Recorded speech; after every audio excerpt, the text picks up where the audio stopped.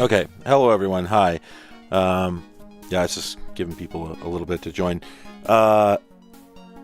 Merry Christmas. I figured probably some people have nothing to do on this the most joyous of days, so I wanted to give you something to do. Also, I just wanted to mention, I'm doing pretty well for the most part. I just ate some katsu. Daria made some katsu yesterday, and it was really good, and I just had some cold katsu with katsu sauce. So, you know, there's worse problems to have. Not Geek, good luck with the Corvid. Pulling for you. Anyway, I did want to mention, and I'm going to test this now. I don't know if this is going to work. I need everyone to let me know. But I'm not exactly normal. Wow, that's weird. It just said my mic just like massively overdrove for like 3 seconds. Did everyone just get like a big burst of noise right there? That's never happened before. GDQ voice, that's never happened before. Is it because I banged on the desk? No. Is my cable coming out? No. What? What the hell was that? Oh my god, Daria, you are logged in with my account.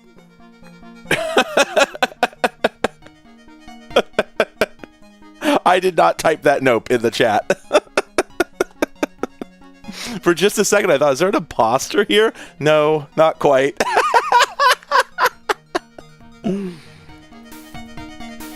Anyway, I'm going to try this, and I don't think it's going to work very well.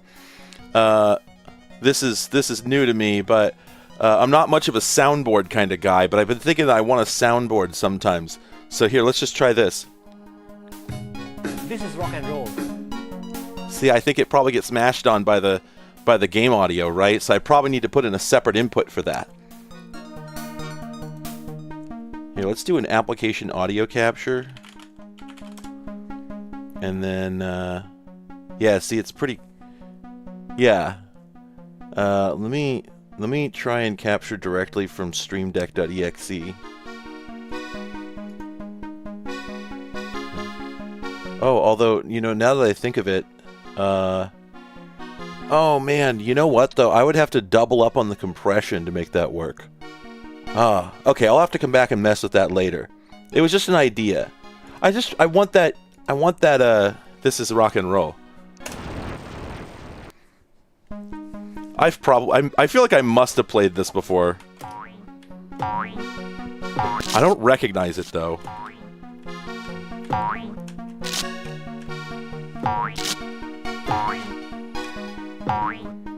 We're playing as the wolf from New Pagodi.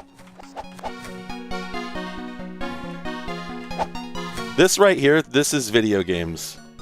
Also, it appears that it is wolves outside now that you mention it. It appears that this music is just never going to stop, so I hope you dig it. This guy does not appear to have limited snowballs. See ya. See ya. See ya.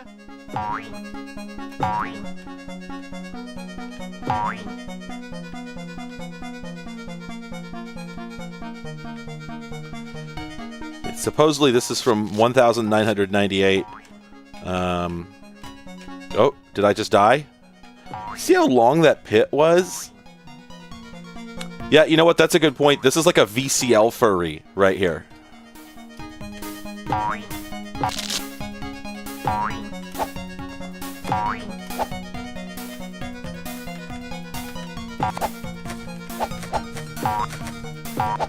See ya. Man, I want to know what that see ya clip is from. The way he squats. Oh, wait, he can look up.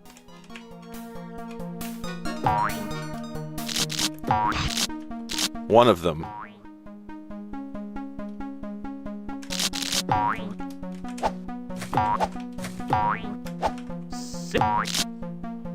I like how there's effectively only one audio channel for no good reason.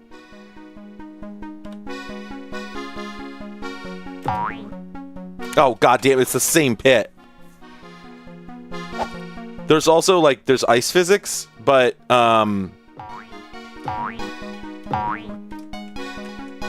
they're really weird, as one would expect.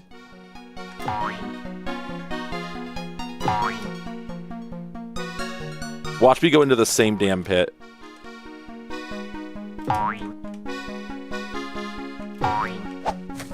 Yeah, there's ice physics, but they're like super inconsistent. Oh, we've got a sonic spring. It seems like sometimes the game just has horrible slowdown. I don't know why. Like, there's nothing on screen that it needs to collide with or anything, and even then, why would that matter? It seems to happen when I get low. Get low, get low, get low, etc. See ya!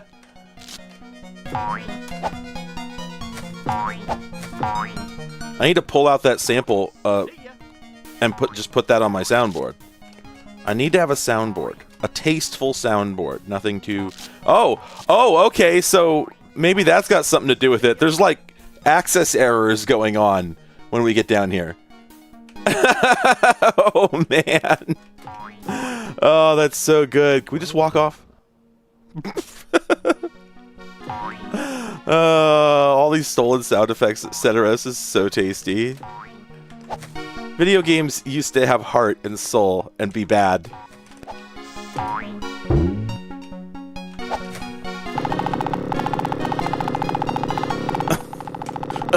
Where is it? Where is it? Where is it? Where?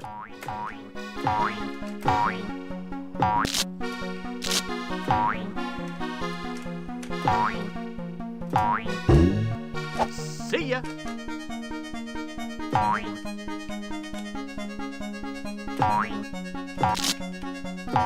It's impossible to prove that this isn't a video game. In fact, this is one of the video games, canonically.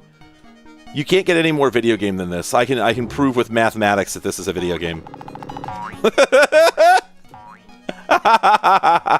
It's never not good. It's always good. See ya. Daria, I have a task for you if you're still watching. I'd like you to go find me the Sonic the Hedgehog Christmas ROM hacks, please. I'm sure they exist. Just let me know. I don't know what this mod file is, but I think it got stolen by millions of crappy little games. See ya. It's not a mod file, it's an adlib file, but I don't know if it's adlib tracker or what. Oh man, I gotta sneeze. Hang on. Where's my mute?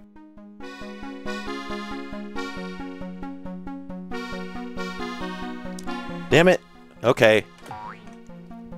That's fair. You are busy. That's right. Is that some batteries? Do I eat them? Whoop.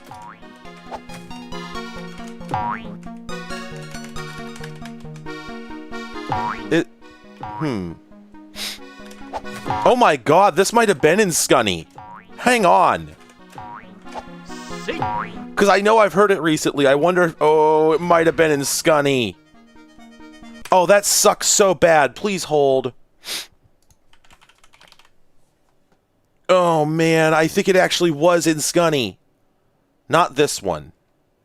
Oh, also, I went through and muted a whole bunch of different versions of DOSBox for reasons. Oh, okay. It looks like it's unmuted now. Cool.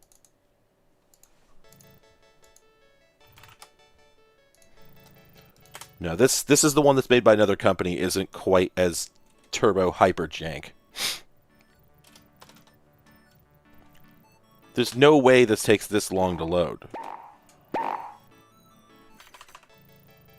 Okay, no, it's definitely not this one. Gosh, I could... I wonder if it's Scunny Cart.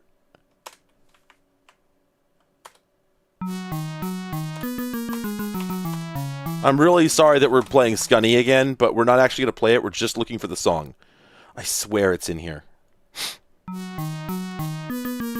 Okay, no. Ugh. Definitely not that one. Let's try Scunny, Lost in Space.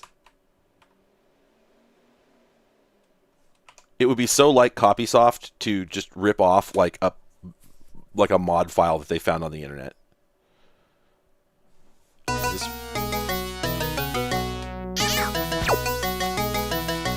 Is it just me, or does this sound like Christmas music?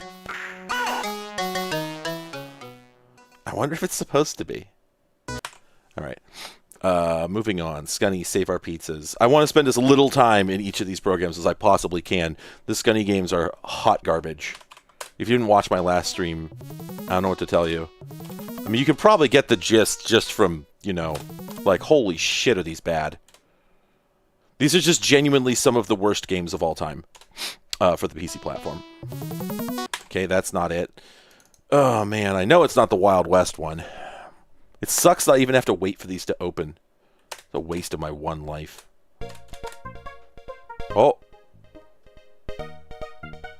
Okay, this is not the same song, right? But it's absolutely got that same vibe.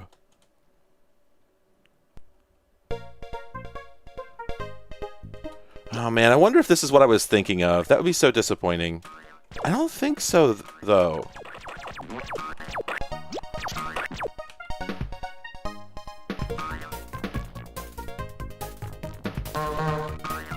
You know, but I wouldn't be surprised if it was composed by the same person. Okay, so this is Scunny in the Wild West. Hang on.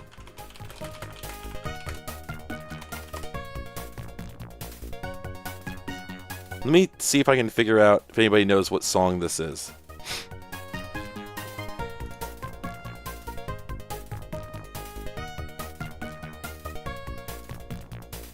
I doubt it.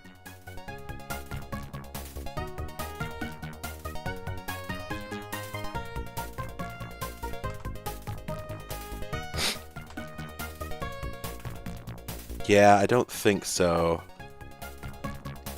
But I've just got this really strong feeling that there was some like ad-lib music composer in this era who just got ripped off by everybody.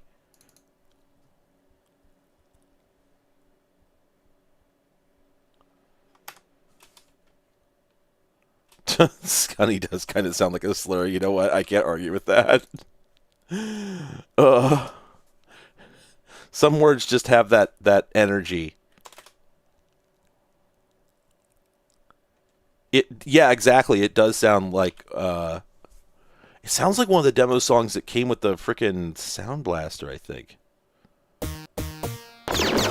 Okay, not this one, which is good because I can immediately quit. All right, I think Scunny Cart's where we're gonna hit the money. Money cart.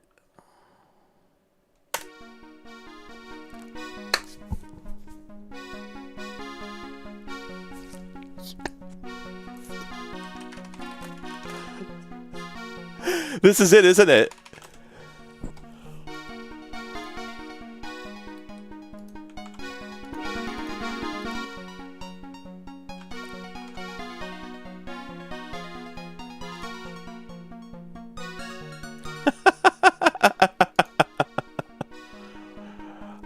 Okay, let's see.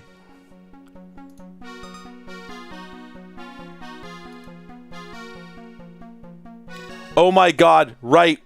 I remember what it's from now. Holy shit.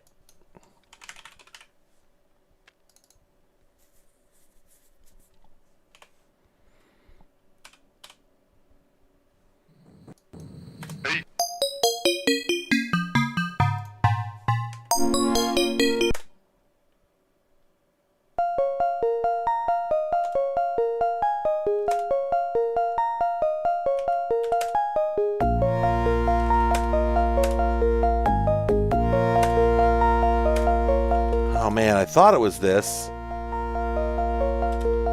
Hello.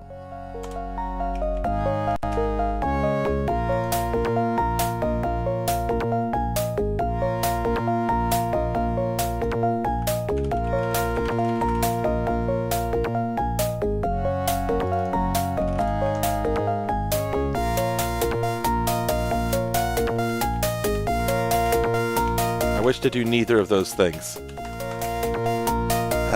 Not worth the effort. But anyway, I believe that this is from... Sorry, I'm flipping through the Whale's Voyage soundtrack. Forgive me, I'm skipping around. Somebody said they thought that it was from Whale's Voyage, which is a weird Amiga game. But it doesn't appear to be. Yeah. Yeah, weird. Okay, let me go back to the comments section on the video. I really want to answer this question, I'm sorry. I know that Copysoft stole it. This launcher is Launchbox, and specifically it's using the Exodos collection, and I highly recommend that you look that up. But Launchbox itself, as a standalone product, is extremely useful. Anyway, so, okay. The song, however, was composed by Peter Baustatter, a.k.a. J.O.E., and it says arranged by Hans Seifert, but I checked the comments and Hans Seifert is here. Gosh, I can't believe I found out after all these years that they used this tune as the intro. It was part of an HSC demo, I don't know what that means, but not part of the Scunny Cart soundtrack that they bought. And it was actually one of the 3 tunes or so that I only arranged and didn't score myself. This was composed by Peter Baustatter. So, yeah, yet more Copysoft, yet more Copysoft shenanigans. Oh, okay, HSC Tracker is the program this was written in, and this was a demo song for that. Outstanding. Here, let's see, is this it? This is Neo Remix. Oh!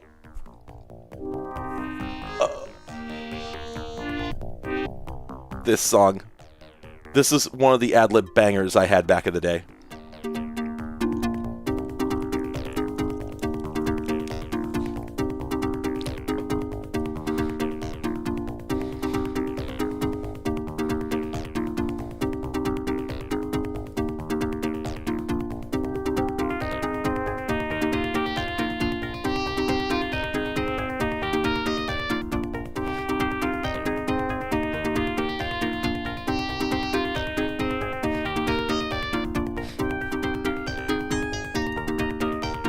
This is not the best version of this particular song. Sorry, I'm looking for the original version of it. So HSC Tracker is the name of the program that this music was composed in, and ostensibly the song we have here in the Copysoft game and in the Crappy Wolf game was one of the demo songs that came with it. So I'm trying to find... Oh, here's that same song, neointro.hsc, but playing in AdLib Tracker. This should sound a lot better. It was in the middle because, of course, I've looked this up and played it before.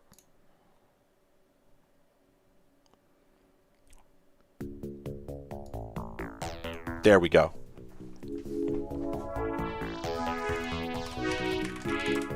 This is how it's supposed to sound.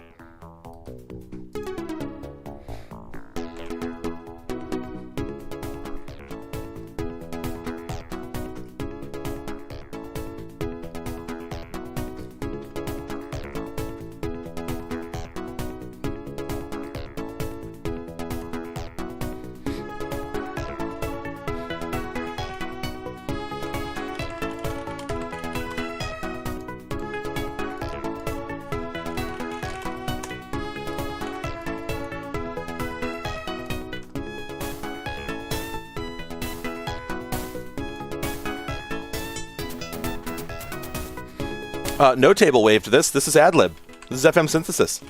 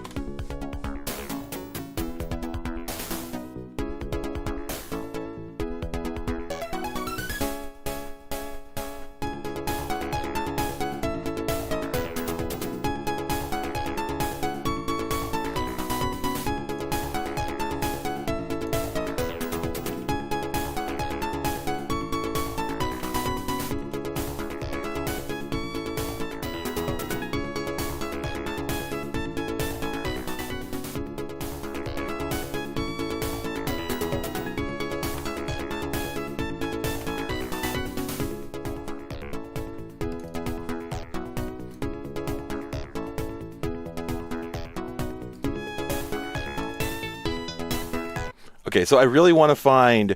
Oh, yeah, no, this song is a just fucking straight banger.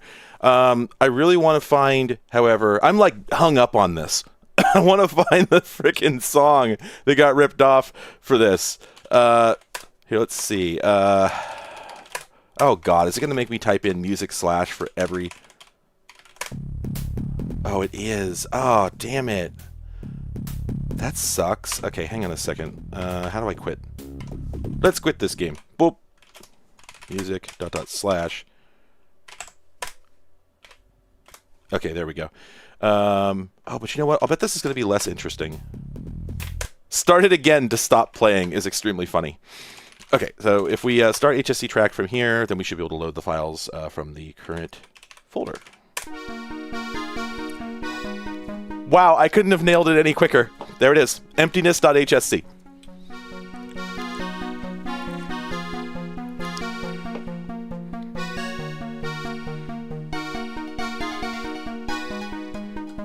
And now we've heard it so many times we don't want to hear it again. However, while we're here...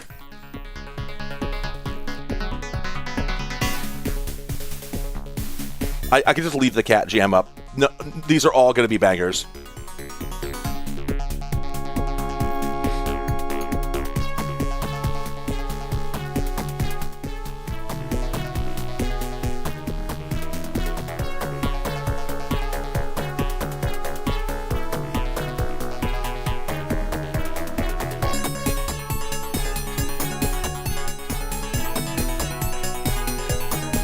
Why does this go so hard?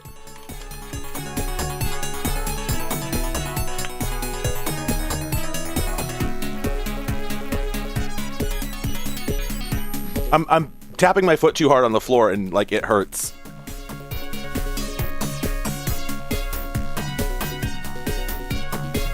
I mean, honest to God, like, you could spin this anywhere and the dance floor would go wild. Shit!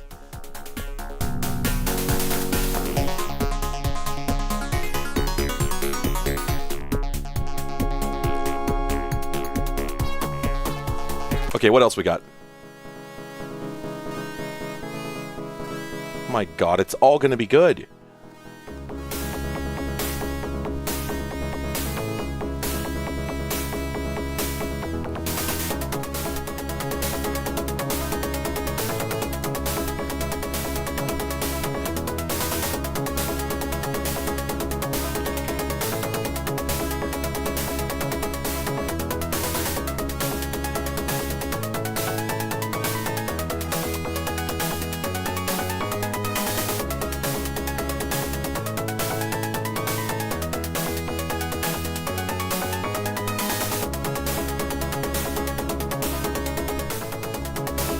I don't want to play any games. I just want to do this for the next 2 hours.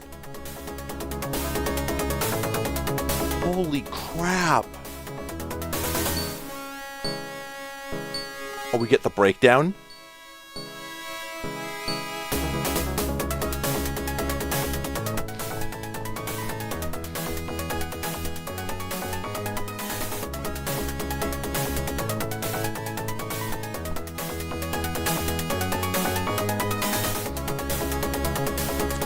There's no excuse for this.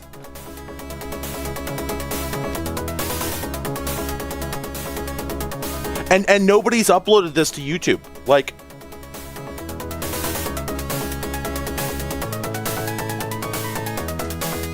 God, that's such a good melody. I'm mad.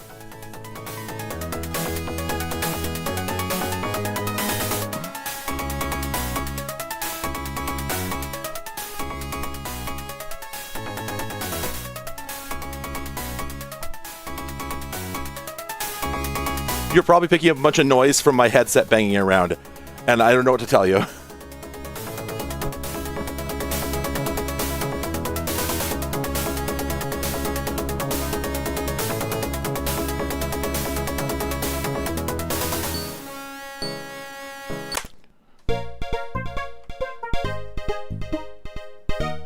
Oh, this is another song that they ripped off, right? Right? Because... Okay, yeah. It's a different song they ripped off for that game. Wait, so there's a Neo intro. Oh, I thought Neo intro might be an updated version of just intro.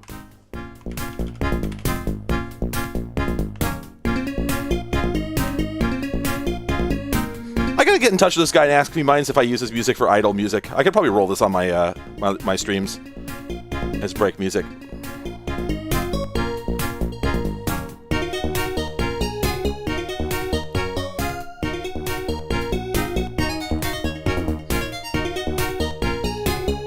I think this is all one guy.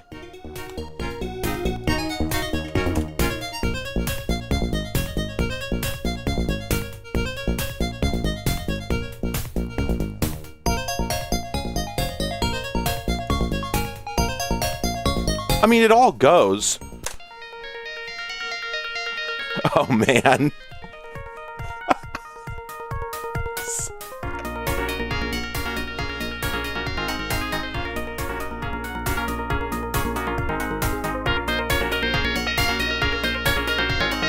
You're looking at the program that was made to make these. This is it. HSC Tracker.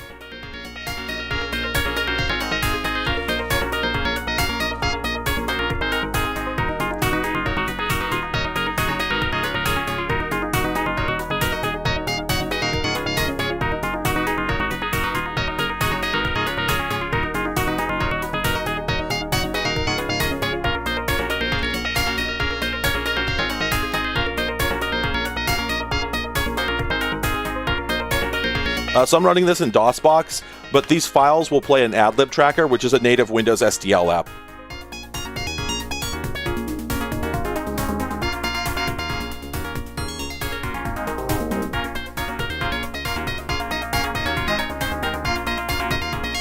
Jesus!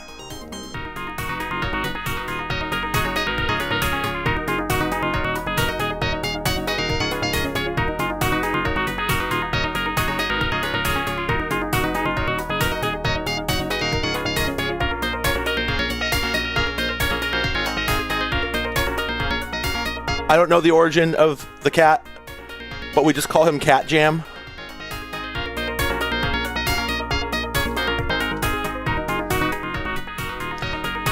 What video game could we be playing right now that would be a better experience than this?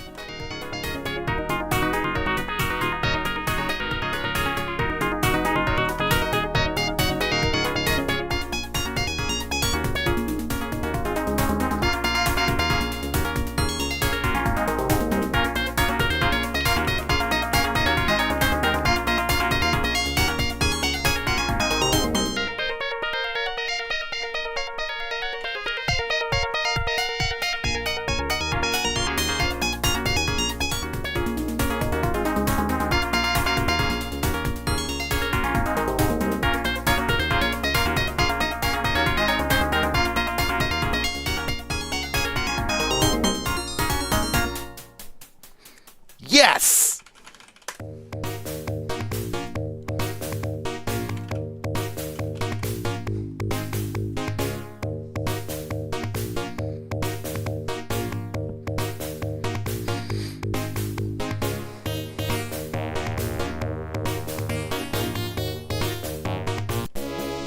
I'm gonna jump through this little. So I do want to finish this.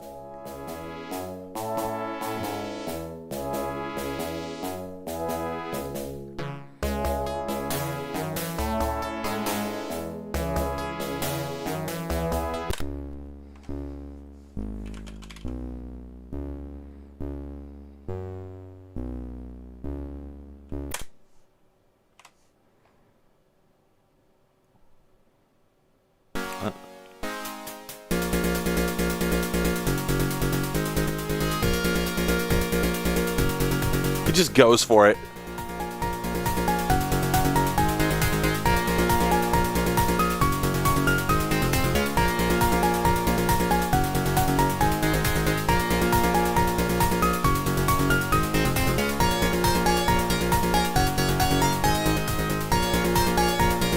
Okay, for context, Hans Seifert, I think, wrote this tracker.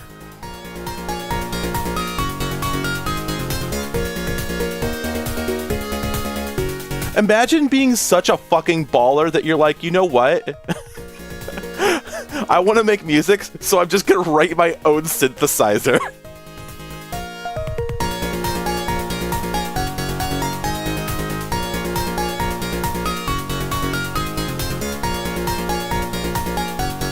Wait, this guy's still working.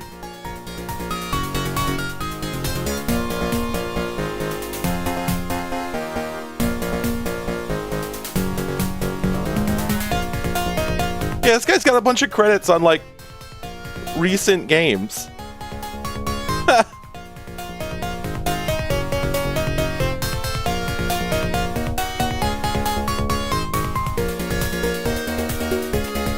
So, okay. I'm going to stop this for a moment just because I feel like answering. Where is the stop button? Oh, it's over there. F. There we go. Okay, so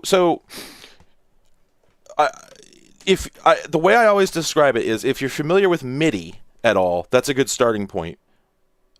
A tracker at the high end, trackers are literally, not literally, but very close to. Imagine MIDI, but if you could define all the samples on the fly.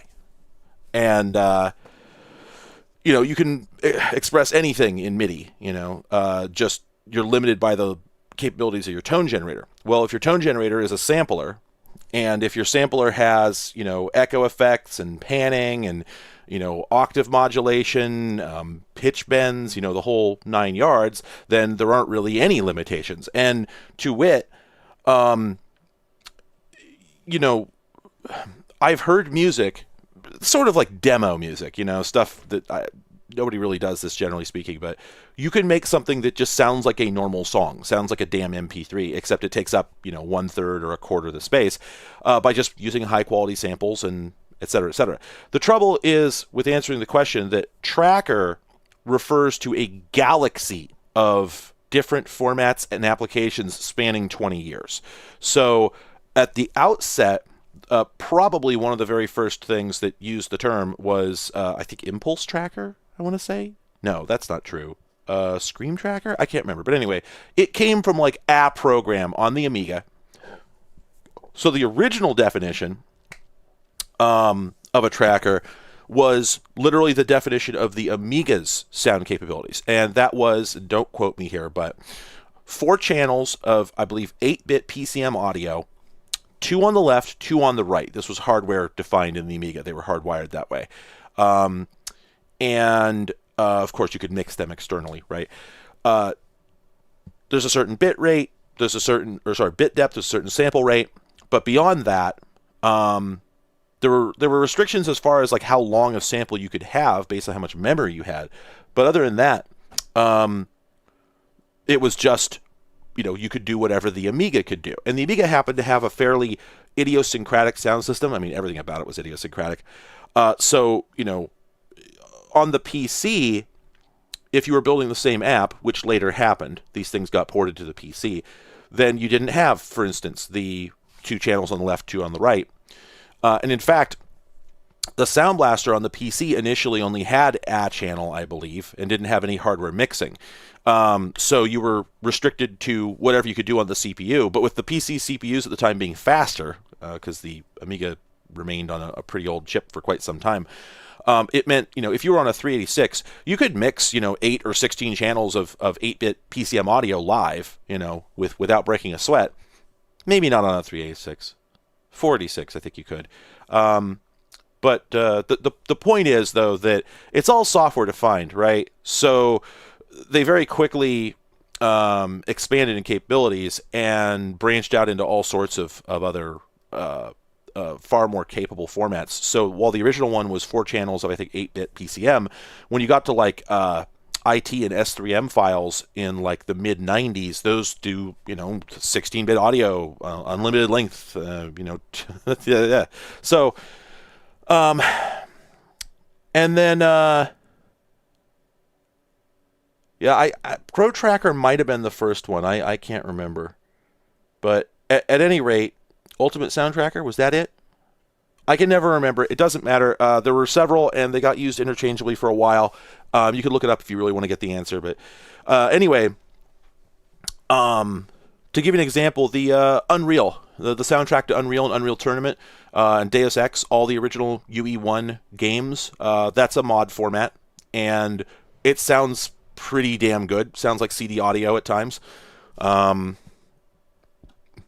Jazz Jackrabbit used a mod type format. It's like I said, it's all software defined. So if you look up a mod player or any tracker, you'll find that they usually support 36 formats, many of which you can't even name, because they're including stuff like, this is, DMR, the format used by 3 games that Epic put out. Here's CDS, which never actually had an original file name. It's just, this is what we call the byte code that we ripped out of the memory of certain C64 games.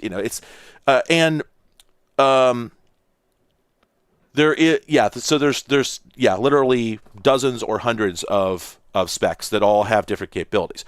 So when you ask what makes it a tracker, generally speaking, I think the safest answer is it's something that was inspired by Pro Tracker. Because they're so wildly different in their capabilities. You could argue that Fruity Loops is a tracker. I don't see why it wouldn't be. FL Studio is essentially a tracker. The fact that once they started adding like the ability to just record open, PCM audio, PCM audio directly into it, it sort of stretches the definition. But the way that a lot of people use it, it might as well be. And the reason that like Cakewalk Pro definitely wouldn't count as a tracker is because it's just a sequencer. It doesn't have any synthesis capabilities of its own. And so MIDI editors, as a rule, have no ability to generate audio. Like, I've never seen one that was, a MIDI workstation that could generate its own audio. It always has to go through something else. Trackers, by definition, have their own ability to generate sound. Now, again, things get stretched a little bit when you look at stuff like this. What we have here, or AdLib Tracker, for instance, cannot generate its own sound. It's actually just a purpose-built sequencer that programs the AdLib. So let me jump out of this because I don't know this program very well, but I do know AdLib Tracker.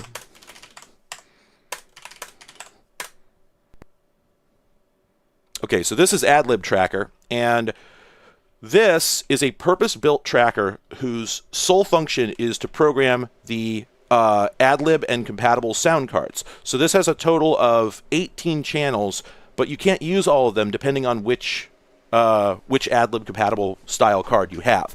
Generally speaking, you're limited to, I think, 8. But what makes this unique compared to other things, okay. Whoops, that's not what I wanted to do. Hang on, let me, is MIDI board not on? MIDI board is on. Why am I not? There we go. Okay, so we're not getting any sound right now, right? And probably the reason we're not getting any sound is because we have no instruments defined. So AdLib synthesis is very distinct. It's unique compared to PCM-based synthesis. It's all based on math, and it's based on a set of basic waveforms at different frequencies that are then frequency modulated together. So for every instrument, you have a carrier signal and a modulator signal. Now, we don't have anything defined right now. Everything's just zeros. So if we edit this guy here, tab, there we go. Okay, so we've got nothing here, right? So we have to define our synthesis parameters. So let's give this thing, so this is generating a sine wave. And let's give that a decay like that. And, oh, there we go. Okay.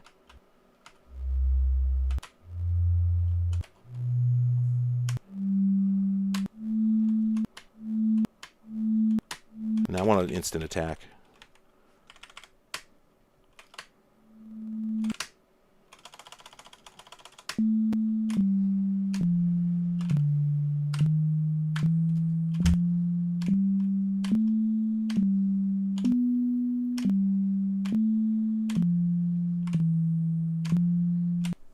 So what we're doing here is the program itself isn't generating any of these samples. These are just bytes being sent to the emulated AdLib card. So we're limited by what the card itself is capable of.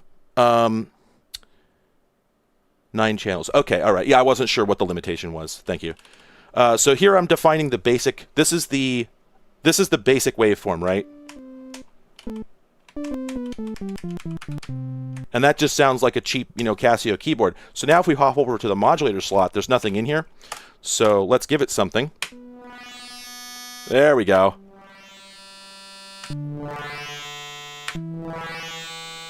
So what that's doing is we're playing a very low frequency sine wave that starts when I hit the key. And as that sine wave ramps up, it increases the frequency of the modulated signal. And this is all happening with like lookup tables in like fixed point decimal on the sound card. So if you swapped out the sound card, it would sound different, right? So this is sort of like MIDI, except that it's customized for one very specific program. And Phazon Lord, I'm going to get back to you on that, because that is a point, okay?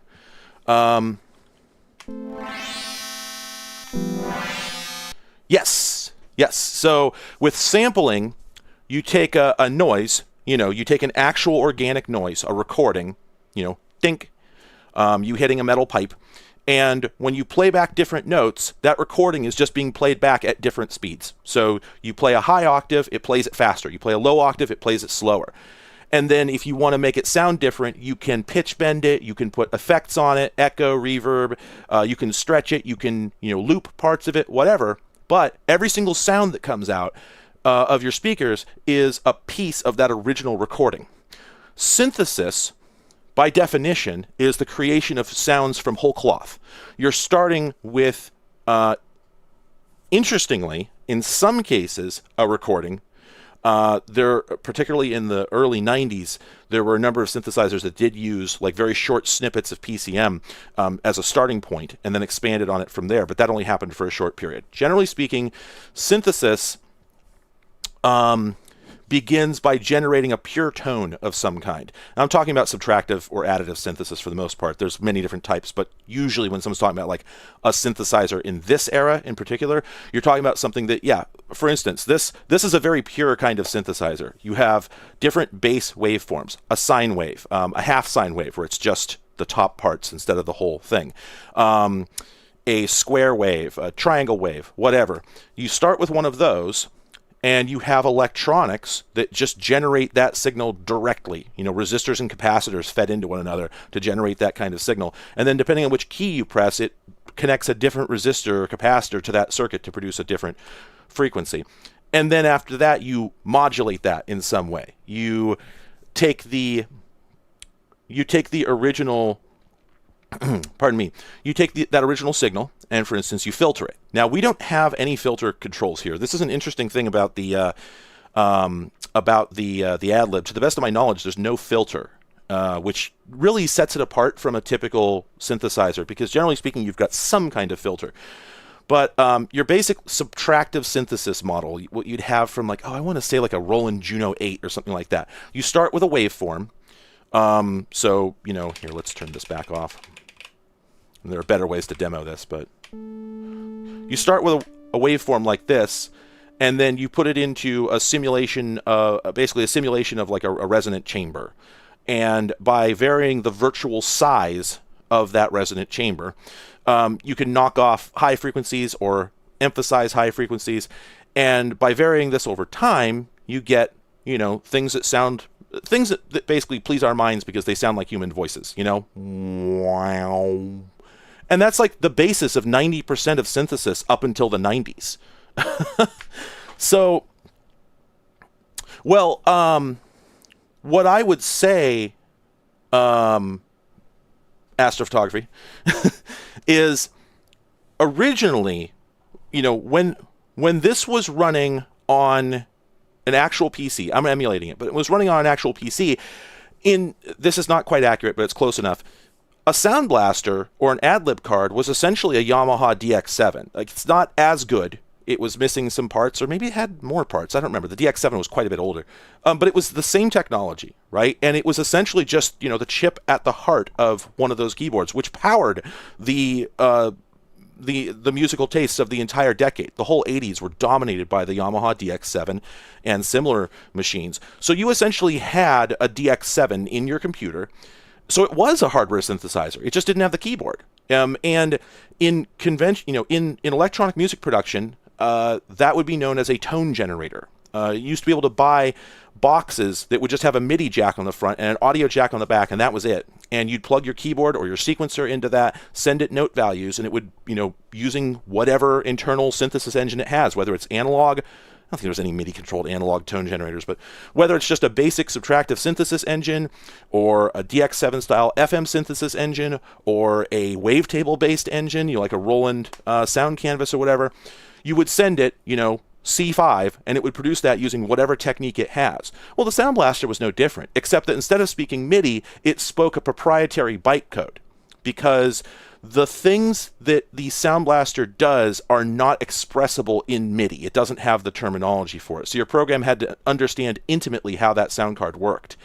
And in conventional equipment, like if you had a DX7, the reason that you didn't have this problem was because you just couldn't do that. There was no way to remotely program a patch into a DX7. You had to do it locally on the device, save it as a preset, and then your MIDI sequencer could choose those presets on the fly by sending a MIDI instrument change request.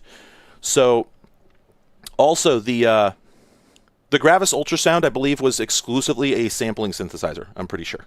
I don't think it had any intrinsic synthesis capability. Okay,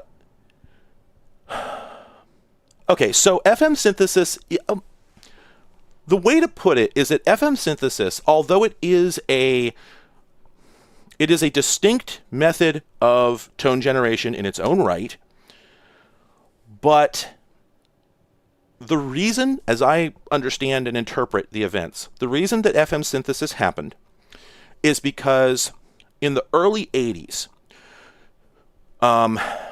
technology like wavetables, technology like sampling, wavetable-based sampling, was extremely expensive because, and this is the explanation for everything that happened with electronics in general, computing electronics in general in the 80s, RAM cost too damn much, and ROM cost too damn much. So to get lengthy, lush samples into your synthesizer, you had to put thousands of dollars of memory in there to hold all those samples. Now, subtractive synthesis, things like the Moog, were very evolved at this point, but they had limitations because they were starting with such simple sounds, just basic sine waves and square waves, and then just removing parts from them or mixing multiple waveforms together. But you couldn't express that much through it, right? The problem was this: a wavetable synthesizer, a sampler, had the ability to produce sounds of any complexity you want, from a human voice, the sound of glass breaking. I am talking about Peter Gabriel right now. Anything you wanted, but it cost a goddamn fortune. And in the late 70s, when they first started, late 70s, early 80s, when they first started appearing, they were huge. Early sampling synthesizers were the size of my whole desk and had like multiple steel chassis. They were terrifying. So, and then on the other end of the spectrum, you had conventional subtractive synthesis, where you were limited in the expressivity of the sound. It could only change so much. You had ADSR envelopes, much like the one that we have here. This is an ADSR envelope. Let me just, that stands for attack, decay, sustain, release.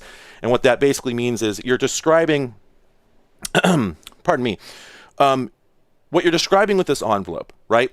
You would assign this in a conventional synthesizer to pitch or to filter or to volume, and occasionally a couple other things. And what this means is when you press the key, the attack says, how long does it take for this value to go from 0 to its maximum? And then the decay is how much does it reduce from that maximum once it reaches its peak? The sustain is what level should it stay at as long as you hold the key? And then the release is when you let go of the key, how long should it take to decay to 0? So you apply that to pitch, for instance, and this is how you get an instrument that can go up in pitch and then come back down when you press the key. And that allows you to make something that sounds, like a piano, for instance, right? It has a little bit of a pitch bend at the beginning. And the volume curve is where you apply an ADSR envelope that makes it sound even more like a piano. If you set an envelope that's just solid, then you've got an organ, right? You press the keys, it goes to full volume immediately, stays there the whole time you hold them. With a piano, you press the key, it very quickly ramps up to maximum volume, then fairly quickly fades away. And if you hold down a sustain pedal, then the fade takes a lot longer. But that was as far as you could go. And you could stack those ADSR envelopes, and you could have different types of envelopes, but they were still very basic mathematical constructs that couldn't really express a sound that changed in a complicated way like real organic tones do. So at the one end, you had something that was just very Fisher-Price and basic, and at the other end, you had something that was unbelievably expensive and complicated.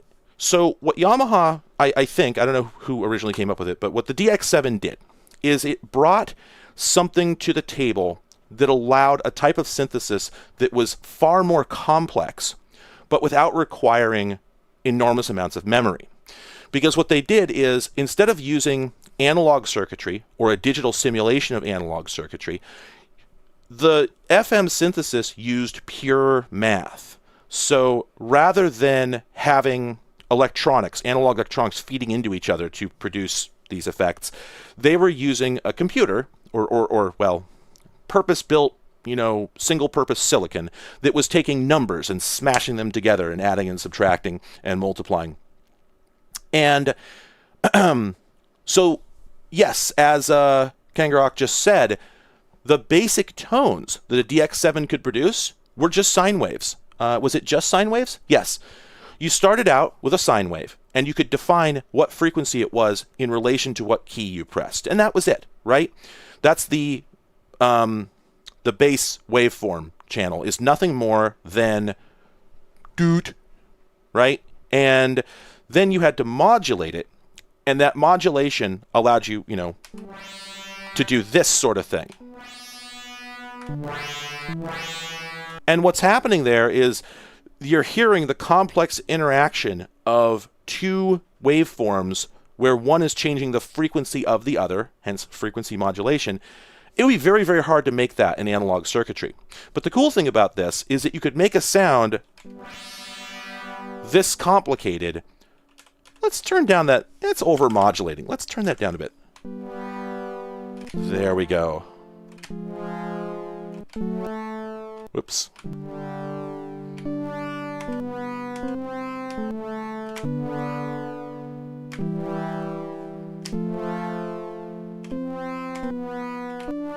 You could make a sound that it's so warm, right? And you think about it, you go, wait a minute, you can make low frequency sine waves on a conventional synthesizer. What's important about this is that there are tons of overtones. There are shitloads of harmonics going on in there that are hard to produce with a basic subtractive synthesizer. So basically, it was the blessing and the curse of FM. It didn't require RAM. There was no RAM at all, as far as I know. They had no need for it because everything was done on the fly. When you press a key, it's just programming a few registers with simple numbers. It puts a 30 here and a 16 there and a 25 there, and then the silicon just takes off running. and at any given moment, it's just generating the next step in the sequence, and it's all open loop, right? So there's no need to store anything. So no RAM requirements. Wonderful, right? That was the big problem. And yet you can produce something with such complexity that it challenges the the organic sound that could come out of a more expensive wavetable synthesizer. And the other thing is that at this time, wavetable synths were very limited, or I should say sampling synths. Whoa, sorry about that. Were very limited in what sounds they could produce. We hadn't yet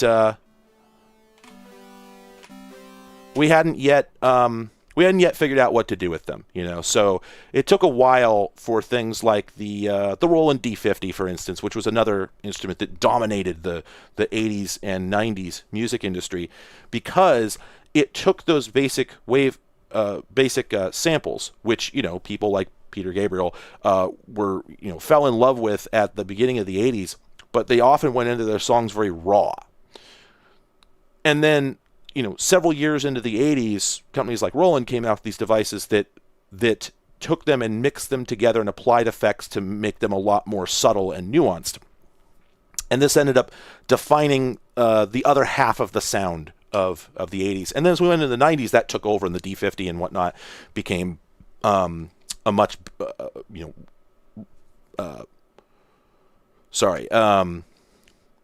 the DX7 FM synthesis, basically, this is what I'm trying to say. They faded away once RAM became cheap. That's basically it. Once memory became inexpensive, everybody switched to wavetable synthesis. Now, what's interesting about this, two things. So I said the blessing of FM was that it was inexpensive. It didn't require a lot of RAM, and it got a lot out of very little. Just these very basic parameters. We program in a few bytes here, and we get this very complex sound out. The problem is that nobody watching has any idea what the hell I just did, nor do I. What do these do? I don't know. Press them, see what happens.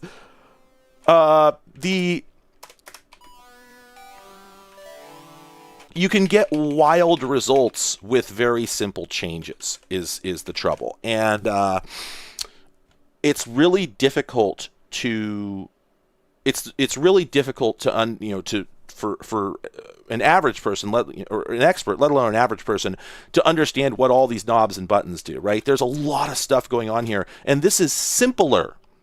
This is simpler, much simpler than a Yamaha DX7.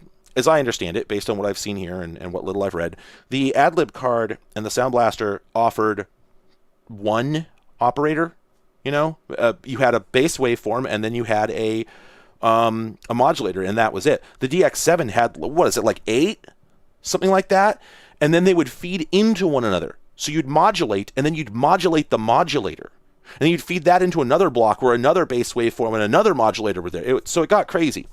Now, if we pop over to, let's just go ahead and go into the instrument editor, and let's load up. Oops, that's save. I don't want that. That's not it either. That's it. Let's load up an instrument, because I want to show you one of the things that was very important about this. Oh yeah, there we are.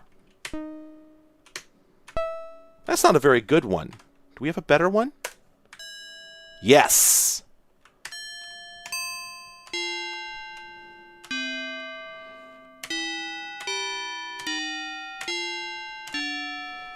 Bell sounds were something that FM synthesis was extremely good at.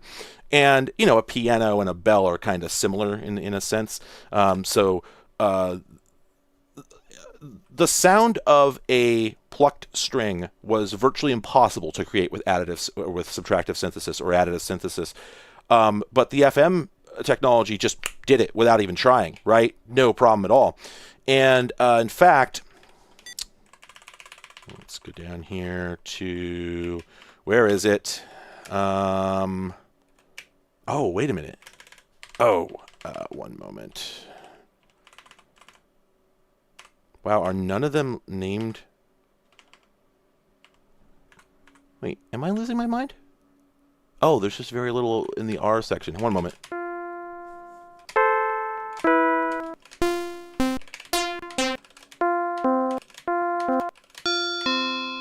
well, okay, I don't know that they necessarily have a good. I don't know if they necessarily have a good example here, but one of the things that the Yamaha DX7 was really known for was called the Tynes sound. Let me just look it up. I want to find something that's not going to get me. It's not going to get me nailed. There it is.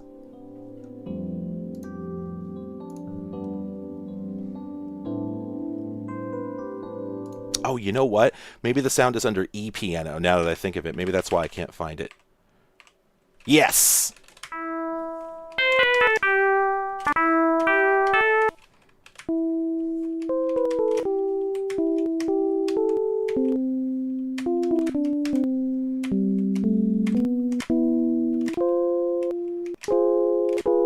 I don't actually have a keyboard here, so that's tough. But anyway, yeah, so a very popular instrument in the 60s and 70s was the Rhodes piano, which was called a piano but really has nothing to do with a piano. In a piano, you have struck strings. You have hammers that strike strings under tension. The Rhodes piano was only about yay deep because instead of strings, it had metal tines. It was sort of like, imagine a piano, but you've replaced all the strings with tuning forks. Exact same concept. And so you could not create that sound on a Moog. You couldn't do it. It's just too complex. There's too many overtones. But again, well, that's not it.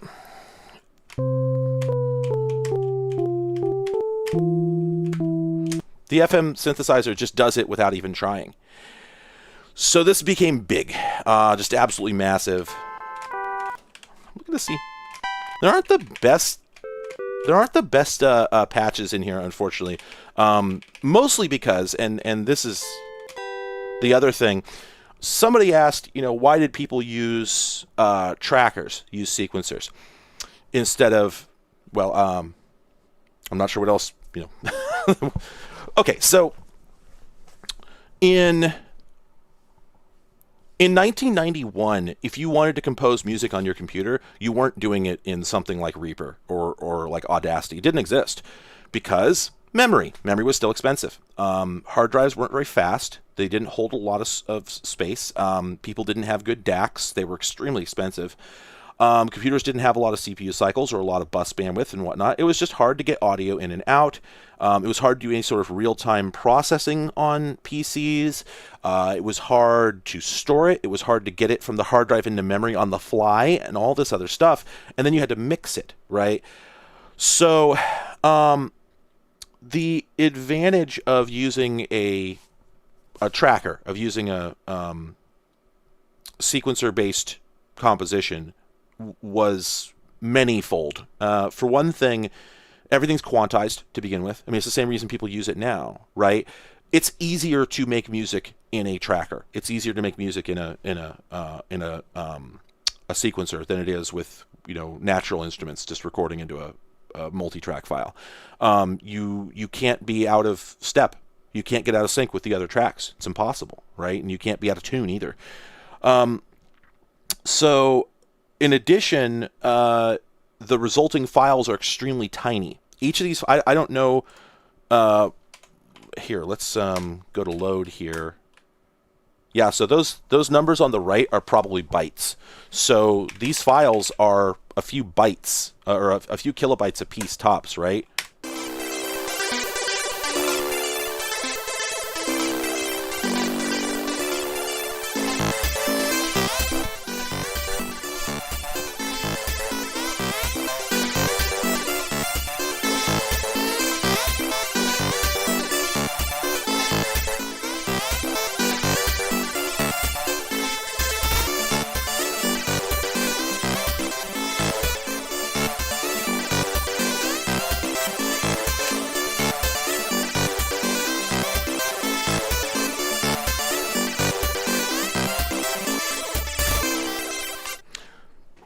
4 kilobytes, and it sounds amazing. And mod files were bigger. That's not in dispute, but we're still talking about 20 kilobytes, in an era when Because you could take, you know, 3 or 4 very simple samples, you know, just a bell sound and a piano sound and a couple drums, and make a whole song out of it by just pitch shifting the shit out of them all over the place. So, as Kangaroo Rock is saying, every single thing that just came out of that, these things you see here on the page are basically what's being sent to the sound card. We take the combination of the instruments, which are defined here, and then we take the notes that are being defined here, and that's like it, right? So it's just a byte stream, and this being ad-lib, there isn't even any samples, right? It's just instructions for the sound card. But even with a normal, like a Pro Tracker module, you're talking about, you know, potentially 4 or 5 kilobytes tops of samples, because they're very short, right? We're often talking about a quarter of a second, something like that. A drum could be, a snare is even shorter. And all you're doing is putting those in memory and then reloading them copying them into the sound buffer very, very rapidly, right? So what it does is it trades the 80s and early 90s in a nutshell. It trades memory for CPU power, because CPUs were actually relatively powerful right from the get-go. Even the 8088 and the Z80 were like remarkably powerful if you gave them enough memory that they weren't utterly, you know, just choked for access to data to work with. So likewise, you know, with an ad-lib card in your machine, the amount of power it took, the amount of CPU power it took to play music was nothing. You know, it's 1% of your 386. You're putting more effort into drawing the screen, seriously, right? So it made a lot of sense to distribute music this way. And if you were composing music, there were all these advantages for the fact that you know, the advantages of a limited palette. Constraints produce, you know, a kind of creativity that you don't see, you're not inclined towards when you can do anything you want. So anyway, proper tracker, fully featured visual melody. Yeah, you know, I think about this a lot because, as somebody said earlier, the primary thing that, you know, if we're honest, the primary thing that defines a tracker to most people is probably just this user interface, because this looks just like, not just like, but this looks remarkably similar to Pro Tracker, Impulse Tracker, Scream Tracker, all the early Amiga ones. And then the modern trackers like OpenMPT look like this too. And it makes sense, but I think it's also a bit intimidating, to put it mildly. Not to mention the fact that interacting with it with a mouse is tough. And then there's things like this. This field here that I have my mouse over, what this is actually, you know what? I can't even remember. I think this is the effects field. Yes, this is the effects field. So what sets this apart from, what sets trackers as a group apart from other forms of sequencing and synthesis is that they have a concept of effects that's universal. So for instance, let's pop over, you know, oh, this is the same file. Right. Okay. So let me see if I remember how to do this here. I need to mute some tracks. Un momento. There we go. I think that's what they said. Where the hell is the mute track option? I want to turn off everything but track 1. Oh boy. I probably skipped right past it. Damn it. Oh, there we go. Okay, it's Alt. There we go. Okay. Okay, so that's the baseline. Let's mute that. Let's bring this one up. Okay, there we go. Okay, so I want to point out, if you look at the first column here, this is the root note. And that's just C5, right? For these first, like, 8 steps. That wasn't one note. That's obviously more than one note, right? Let me make sure that's not... Yeah, it's the only track that's playing. Well, if we go in and we wipe... Oops, that wasn't it. There we go. If we wipe this field... Here, let's wipe all of them.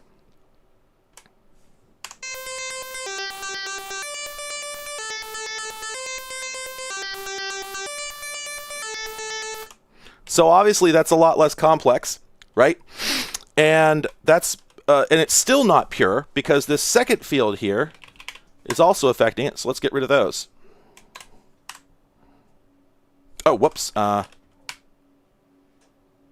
think that's how we do it. Oh, shoot, I screwed it up.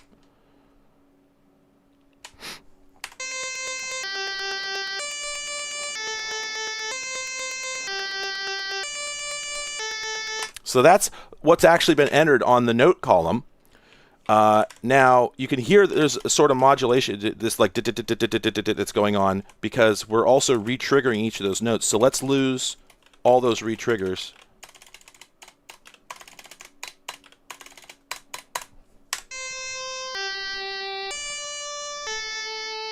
So that's what they actually programmed, and then everything else is being done with these effects. So let's reload that. So according to, I'm sorry, volume is last column. What's the third column? Is that? Well, anyway, so we can find out actually. For where is it? 0xy volume slide. Okay. Okay, so that's what it is. These are volume slides. Okay, so what we're doing is this is like another layer of modulation. We start with a C5, and then this field here, I believe, changes. Is it the octave? I think it's the octave. Yeah, I think so. And then this one here changes the volume. So what we're doing is we're taking a basic note. You heard it. You know, it's just ding. And then we're rapidly changing the octave. So it's 657, 657, 657. So goes up, then down to, sorry. Starts here, goes down 1, goes up 2, comes down 1. So it's cycling. Yeah, all right. So it's cycling in that direction. And then this part makes it more interesting by changing up the volume to give it a little more texture that can't normally be expressed with even with FM synthesis, because FM synthesis is still limited to only a certain amount of, it still, again, only has a certain number of envelopes, and those envelopes are mathematically defined. This, on the other hand, was defined by a human hand. So this allowed the composer of this track to go in and add texture. And they could have done these modulations quicker or slower or made them more violent or less so. So let's put this all on the same octave and hear it with just the volume modulation. Oh, whoops, I forgot to mute the other tracks.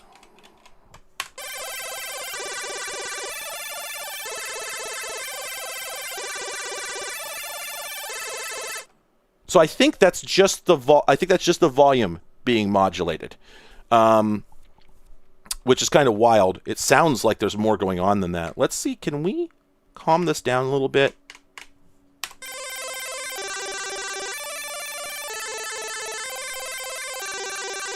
It still sounds like the octave's modulating. I don't know.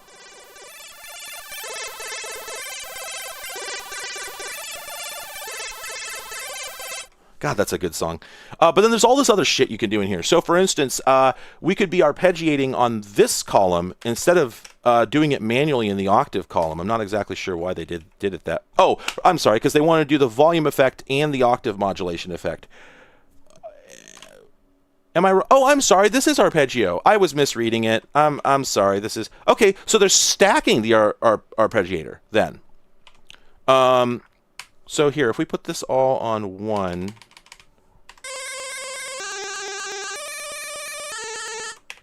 I believe, if I'm not mistaken, that that's just the bass. It's still doing something. Okay, so that just sort of sets the intensity of it. My bad. I'm not an expert on this program. So that's just rapidly, God damn it. I keep accidentally deleting note lines when I'm trying to demo stuff. So if we put this all on,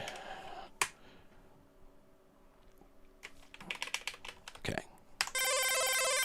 Now, if I recall, I believe here. Let's just lose all this. Okay, and then we're gonna do 47. Whoops. Here, let's just do it like this. Okay, so we could we could modulate this less violently, or we could modulate it at a different, not on every beat. But for instance, let's see. Let's put this back in like this. Okay, now if we were to change the second half of these to... There we go. So that... Okay, so now I'm modulating it further, right? The first 4 steps push it by, I don't know, what is this? Are these tones? Half tones. Okay, this pushes it by 4 half tones, and then this pushed it by 9 half tones, and we do that again.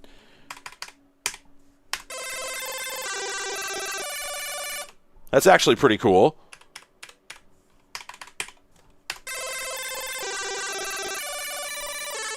I like that. That's a neat way to do it. I don't know if I've seen that done.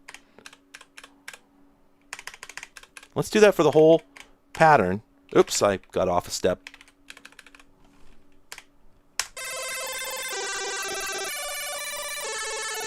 That sounds really good. I should use that in a song later. It doesn't play very well with the modulation going on the other track. Okay, so, oh, I'm sorry, Thermo. I wasn't done. I was demonstrating all this because I was going to explain that I think it's hard to express some of these concepts in another form.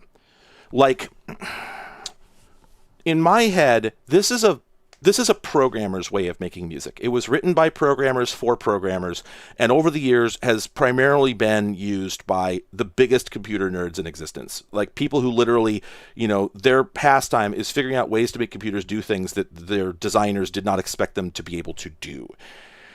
And I think that the things that make it what it is are so highly technical. I'm not saying that, conventional musicians, as it were, would not understand them. What I'm saying is I'm not certain that this isn't the best way of doing it. It feels to me like this might be the most reasonable way to express what's going on here. Because, and this is something that I had to sort of come to terms with, for some time, yes, you can do this in a DAW, but I disagree that it would be simpler. Like, I've used a number of DAWs, and I don't think that I would be able to go through note by note and choose how much arpeggiation I want to have on each note manually like this in any other program. You could set it on a track, you could set it on an instrument, but in terms of doing it byte by byte by byte, or sorry, note by note by note by note. I mean, it is. It's byte by byte by byte by byte, right? In terms of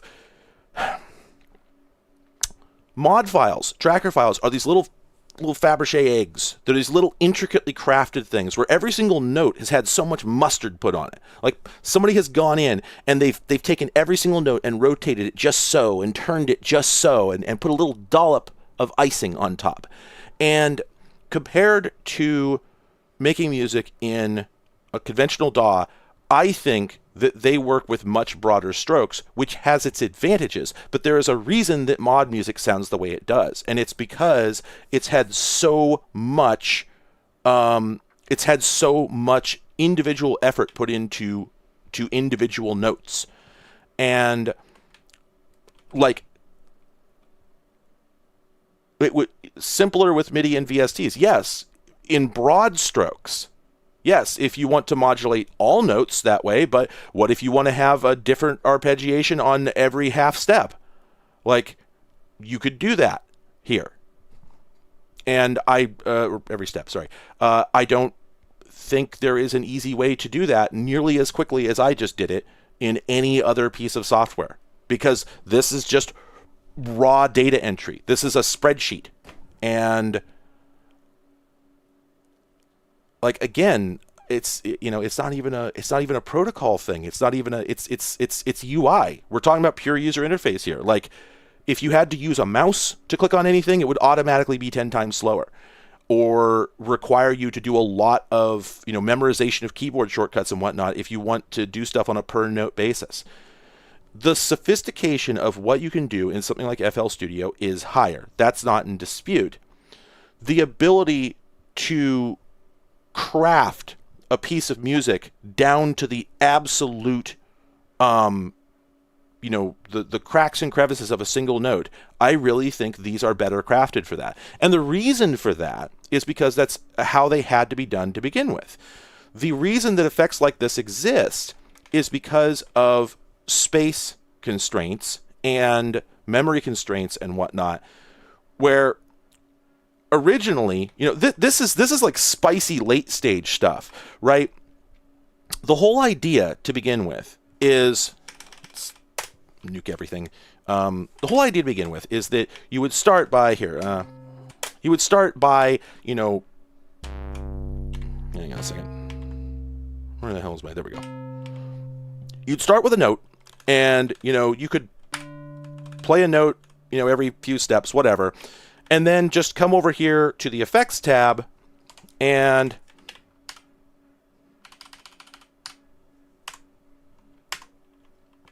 whoops, I have to, there we go.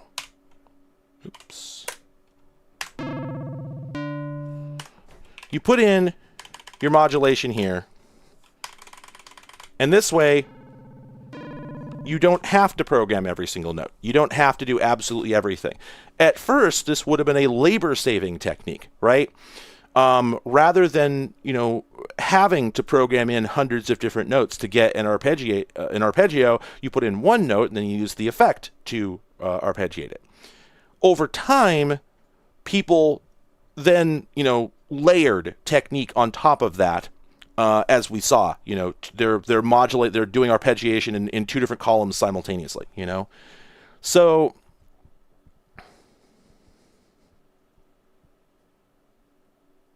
yes, bomb inventions. You're absolutely right. If I were to jump into FL Studio, I could do exactly what I'm doing here. No question about that. I could do more, but it would require a lot more steps. The iteration process is much slower, and the amount of UI space required. You're not going to do it without a mouse. You're not going to pull it off without a mouse. And I'm not going to get into this, but if a program requires a mouse and it's not Photoshop, you just wasted the user's time. This is a fact. And keyboard interfaces, properly designed, are faster, especially when you're doing, data entry against many separate entities. Something like, say, a series of notes. So you're not going to get a more efficient user interface than this for that per note granularity.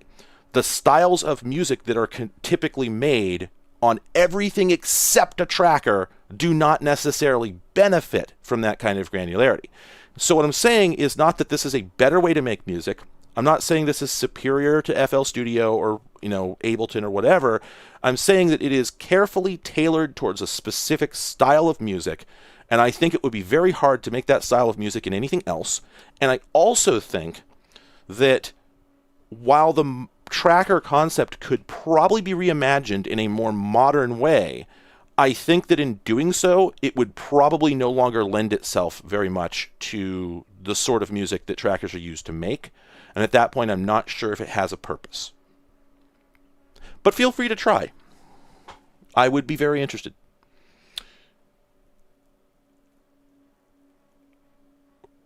Right, Thermo. I think that's a very good point, right? If I open up FL Studio or Ableton or whatever and just plug in a MIDI keyboard and play some damn chords, right? You can have something that sounds like a song much faster. When I wrote my couple ad-lib tracker songs that I've used in videos, it took a long time before it sounded like a song. It started out sounding very basic, and then I had to layer and layer and layer and layer and iterate. So I had to have an idea in my head of what the finished thing looked like, and then try and whittle my way down to it. And I'm not saying that that's not how many people make music anyway. I'm just saying that I think it was mandatory here, because you start out with something so primitive, and you don't have any broad stroke effects. And I think that harms it in the eyes of a lot of people trying to make music. So I just really think it's a different strokes situation.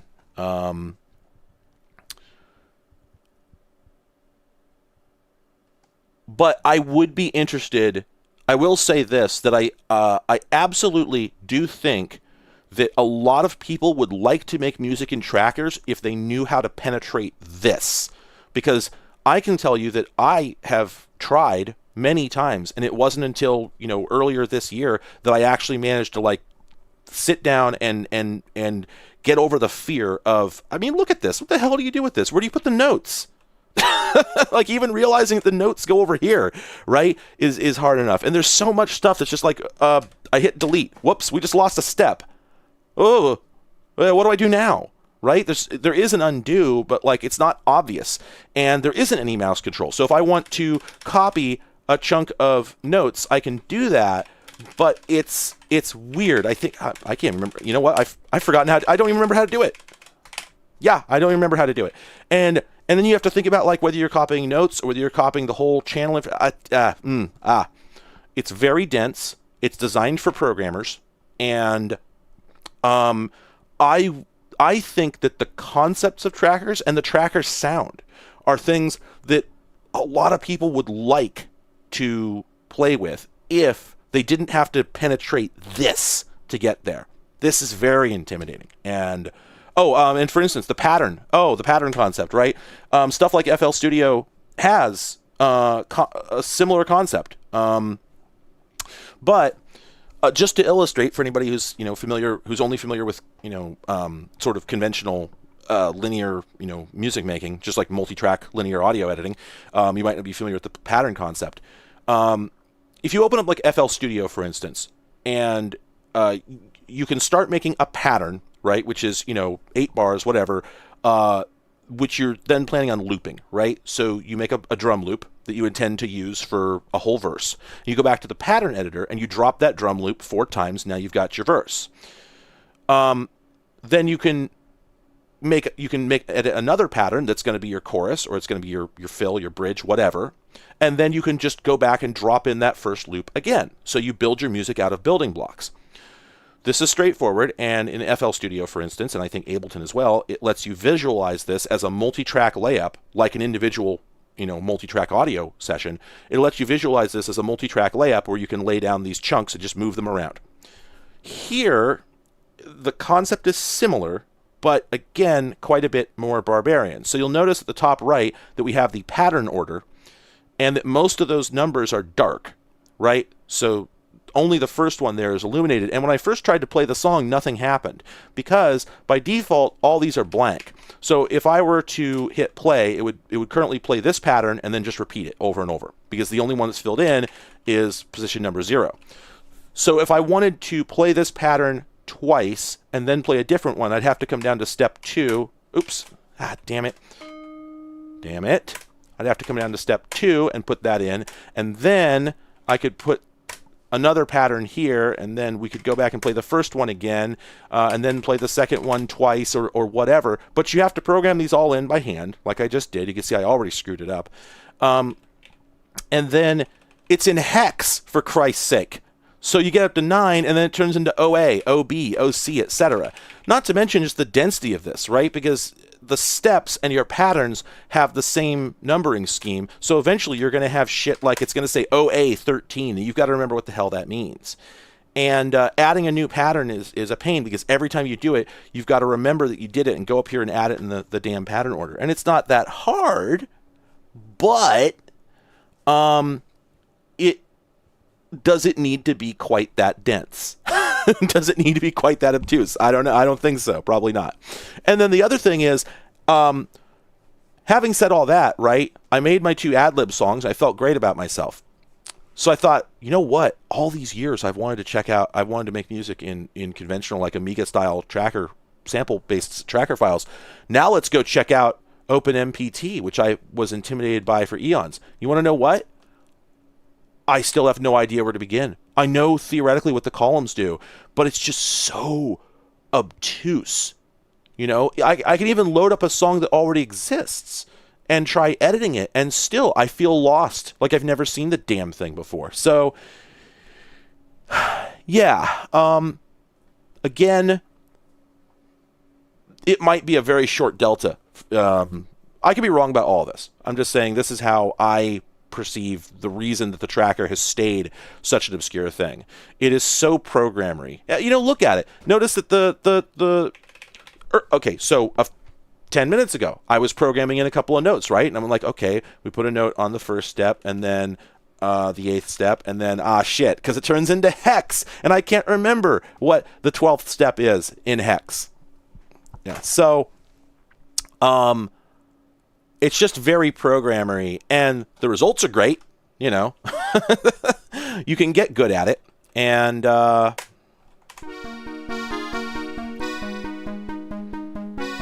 it's worth it.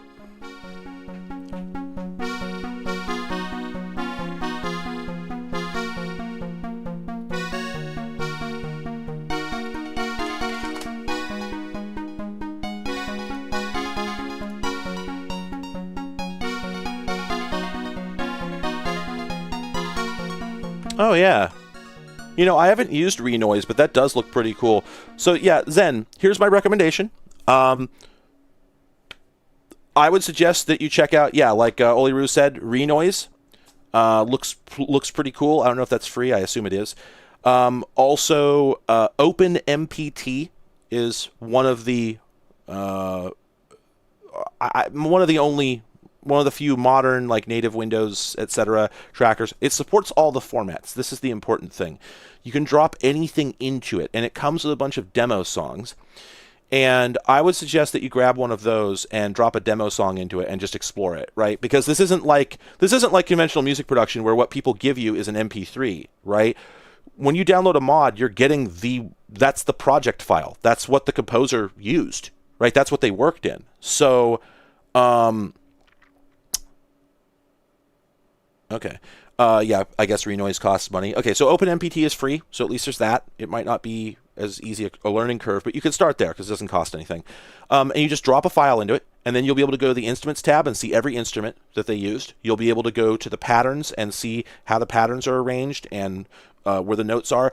And what I recommend you do is, I don't remember how to do this, but figure out how to mute the tracks, like I did here. Mute all the tracks except one, hit play, and then just look at the column as it plays through, look at the notes, look at the other fields, and then read the documentation. Sorry, there's no way to get away from it. And you will come to figure out what some of these things do. And like I did here, delete the column with the effects in it, and then play it, and you'll see what that did. Delete the column with the octaves in it, and you'll see what that did. And then from there, once you've got just like your base notes, then you can start adding your own effects back and see how they affect it. And once you've done all that, then you make a new file, you drop in a basic melody, just punch in a couple of notes, and then start building up from there. It's the best process I can recommend. But yeah, I think the coolest thing about it, honestly, the coolest thing about the tracker concept is just the idea that you're not getting, as the consumer, you're not getting a finished product that's been baked down into something that only exists for the purpose of consumption, right? Now, this is an interesting topic and one I am not qualified to speak on, but I'm going to tell you a couple pieces of information that I have heard. Where do you get your samples? Big question, right? This has always been a big question because producing samples is difficult. Most people don't have a grand piano. They can't go hold a mic up to it, right? So you have to get them somewhere, and the most legitimate place would be from a commercial sound sample set. Well, probably nobody was buying those back in the 1990 when this stuff started, or if somebody was, it was like a person, or probably more likely they had a Korg wave station and they were sampling that. Right? This actually happened with Mario 64, for instance. The N64 default sound font, as we like to call it, is all sounds from like a Korg Triton or a Korg Wave Station that just got Nintendo just slurped them up and said, "Oh, I made this," and put them in their game and their dev kit and just sold Korg sounds to other people. Well, so this happens in the context of mod files, and the question is, if you hear one person's mod file and go, "Ooh, I really like that brass sound," and then you take it, if they took it, then who's the thief? Because obviously, right, let's be real here, we don't feel as bad stealing from a corporation, especially one that published a sound disc back in 1990, right? Maybe isn't even in business anymore. And hey, look, it was a royalty-free once, whatever. Anyway, we don't feel as bad stealing from a corporation as we do shitting where we eat. We don't want to offend the people that, we feel a closer, kinship with, namely, small independent creators, etc. So if you go off and download a mod made by some, relatively famous, not like anybody ever made a penny off this, but they are all indies, right, by definition. If you go download a mod and you go, wow, I really like that synth stab, and you grab that and put it in your song, people are going to know. And it happens a lot. I have a lot of mod files that definitely ripped samples from each other. And the question I always had is, how verboten was this in its day? Because I think that's what matters the most. And how is it perceived now? This has diminished as a. Actually, there might be more people making tracker music now than there was in 1991. Now that I think about it. So scratch what I said. No, it doesn't matter who thought what back in the day. But I have always wondered what people did think back in the day. Were there people in IRC and BBSs and whatnot? Fuck that guy. He stole all my brass samples. Yes. I have heard from Format was in my chat some time back, who's my one of my favorite musicians and makes the best tracker music I've ever heard. Just incredible stuff. And he was in here and I was starstruck. It was wild. And I think I asked him about this, and he said, yeah, it was frowned on. It was not something that was that made you terribly popular, I think is what he said. So, yeah, I think, obviously, if you're just messing around, whatever, just grab other people's samples. But I think it does get interesting when you get into the question of, okay, I've actually made a song I like, but I made it using somebody else's samples. What now? And I have no idea. It seems like a complicated moral quandary. But obviously, if you're messing around, and in the end, it doesn't really matter. Like, you're not depriving anybody of a revenue stream or anything like that. You're not putting anybody out of house and home. So I don't think it's the end of the world if you steal someone's frickin' drum sample or whatever. Just something worth considering. Something I think about a lot. Anyway. Okay. That was a lot of fun, but I'm pooped talking about trackers. So I regret to inform you that we will be doing more video games, because that's what I came here for. And it's easier. It's easier to do video games than it is to give a complete intro course on synthesis. I mean, not that I don't enjoy it, but Christmas Creepers. Didn't this have some banger FM Christmas music in it? Gosh, I haven't played this in eons.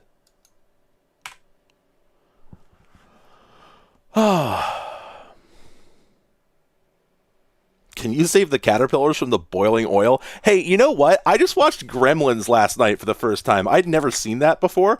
That movie is fucking brutal.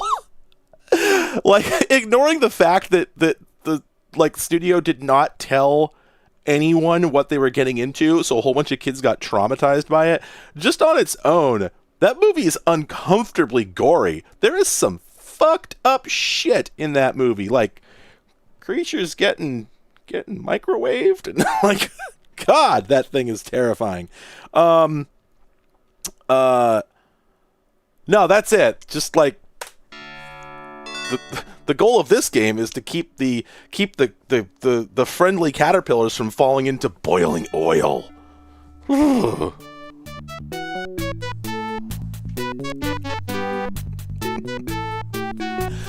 Folks, it's him.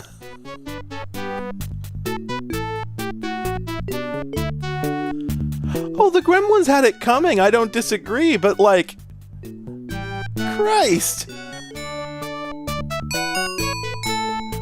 I'm 35 and the melting fucking demon monster kind of scarred me a bit.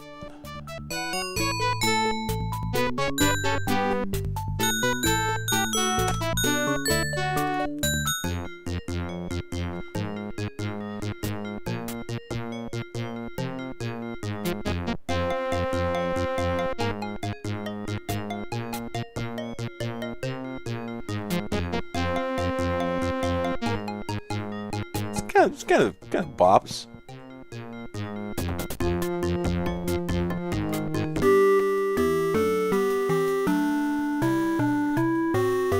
Oh, okay. Yeah, that article Mitch just named sounds interesting. All right, it's Christmas, everybody. Oh, that's right. This is like a twist on Lemmings that makes it a little more direct. Wow, that is annoying. I'm going to turn that down. Yeah, it's a Lemmings clone. And I think we're waiting. There we go. Yeah, it launches their ass. Oh, get in there.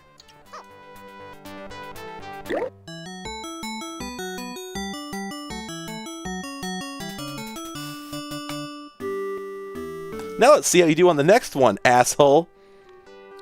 Okay, all right. So here's the thing. And I'm gonna pause this for just a second by pressing the pause key, because that's how you pause. Regarding the wise old Chinese man stuff. So I read several contemporary snippets from several contemporary reviews. I just went to Wikipedia and I just looked, because I was wondering to myself, what did people think of that? The take that many people had at the time, including I think Roger Ebert, was that movie was a parody. That it was not, that was supposed to be like inverting the tropes, right? Now, I would say that the biggest problem with Gremlins as a movie is that there are other parts of it as well where it does seem clear to me. The only explanation is that they were trying to do a riff on typical 80s horror movies. But the problem is that they hit that, what is it, Godwin's Law? I can't remember. They hit that, they didn't push it far enough into the absurd to make it clear that it was a parody, which was actually a big problem with like 70s comedy, which is why it's so strange to see it in 1984. They'd sort of figured that out. But in the 70s, there were a lot of comedy movies where Poe's Law, I'm sorry. There were a lot of comedy movies where like the jokes were played so straight that they're not funny. Certainly to our modern sensibilities, a lot of them did not hold up because they just spend too long dwelling on what might have been a funny bit if they had just one and done gotten it off the screen, but instead they just really just wring its neck like a dog, and that is to say, like a dog with prey, not like you would wring a dog's neck. Just so Gremlins had the same problem where like the girl's dad dying in the chimney thing was like, that's a funny bit if it had taken 20 seconds of screen time tops, but they drug it out for like 5 minutes. That's not true, 2 or 3 minutes, and put so much drama mustard on it that it was really hard. If that was a joke, and I think it was supposed to be one, I think it was supposed to be like a riff on like 80s movie tropes, but it comes across as so sincere that it just feels deeply awkward. Well, other reviewers at the time seemed to think that was true of most of the movie, and I could see it, and in retrospect it makes it less painful. I didn't hate it by any means, but it just felt weird. It just felt tonally very strange, and it does make a lot more sense if it's a parody. So yeah, I don't know. I haven't looked into this too deep. There's a million interviews about this movie, I'm sure. There might be something somewhere where the director says like, oh no, like all that stuff, like I was making fun of the old Chinese guy, business.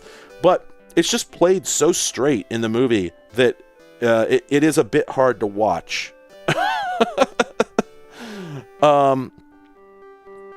Yeah, I've heard that Gremlins 2, I have heard that Gremlins 2, that the director was not pleased with it and is trying to undo a direction that it took, but that otherwise it is more enjoyable. So yeah, I will have to check it out.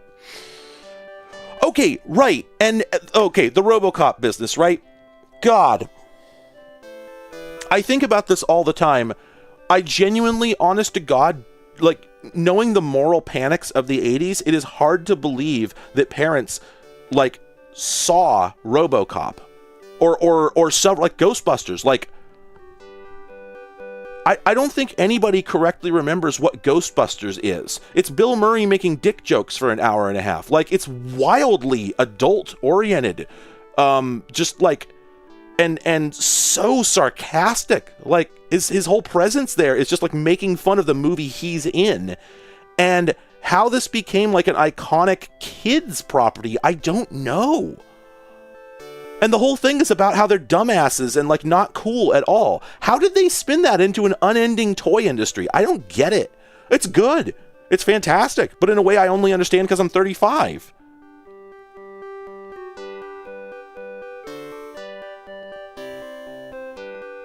And yeah, like, RoboCop, obviously, no kid should ever see RoboCop. Like, again, brutal, largely meaningless except to adults, and very easy to take all the wrong messages from it. I mean, the whole thing is a goddamn social statement that's not going to make any sense to a kid. All they're going to get out of it is, what if cops murdered people? That would be cool. Freaking weird. Just weird. Anyway.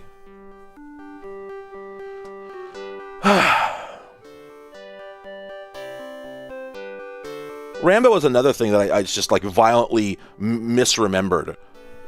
Like, certainly the first movie. Okay, so I guess, do they start there? And then they get hopped up there. What am I doing here? There's fans and stuff? Oh! Oh, that's adorable! There's a little windowing system! Oh! Oh! Oh, okay. So the hand bops it up, but how do we... Oh, they're getting up there somehow. Oh, does it just have to fire directly into the bottom? Is that what it is?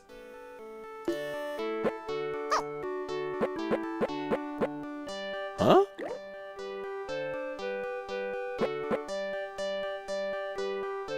What?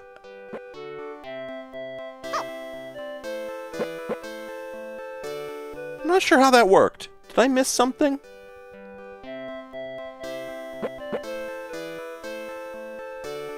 It's like, obviously this is how they exit. Bink. Now he's gonna creep up that, right? No. Whoa! Wait, that's too much mustard!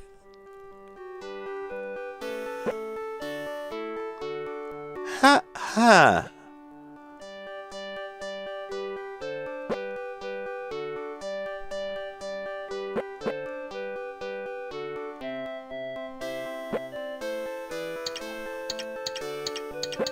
What the fuck is going on here? Wait, you can just drop a static camera? Hang on, are you kidding me? This is, like, bizarrely advanced.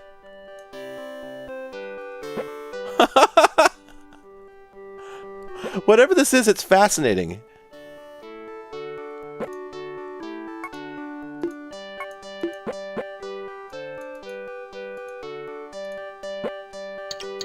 And I have no idea how to play it.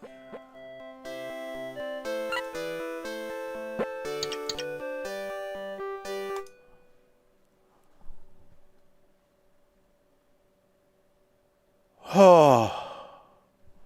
Yeah, it's definitely, it's like physics-based lemmings. Derogatory. Okay, so I think...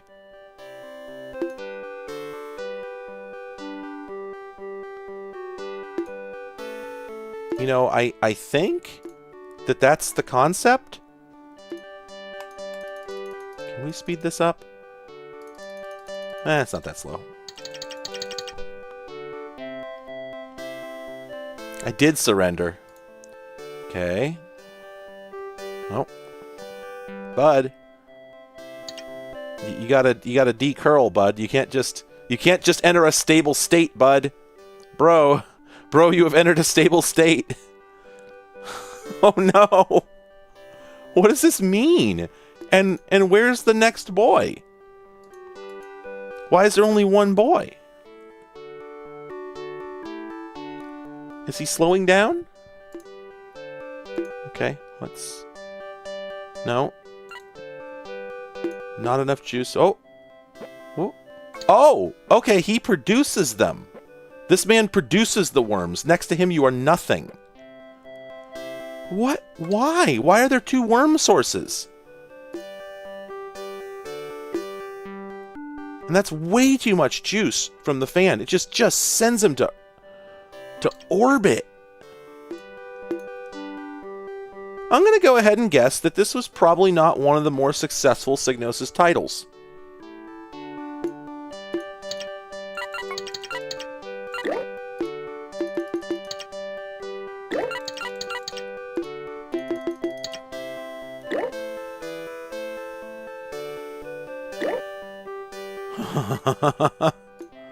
Bye.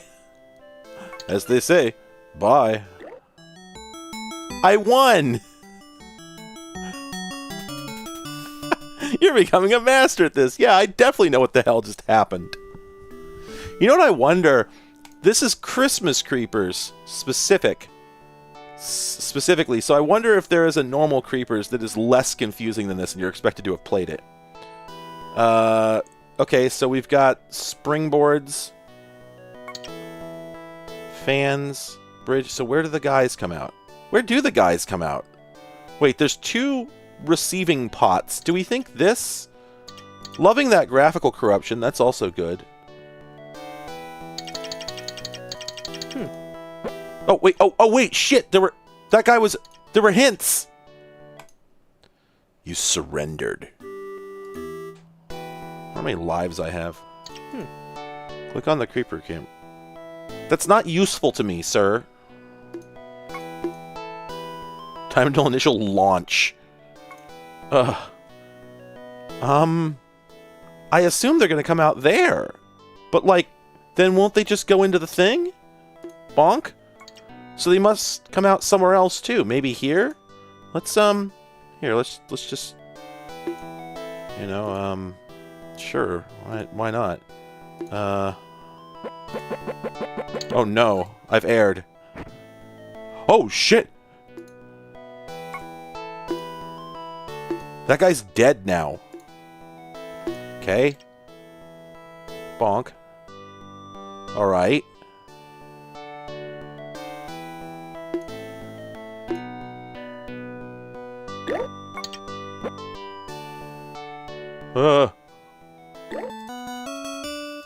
I won for some reason. God, this... I think I do a little more yeah, okay. I didn't correct... I did not fully protect my worms. Protect the worm. Worm.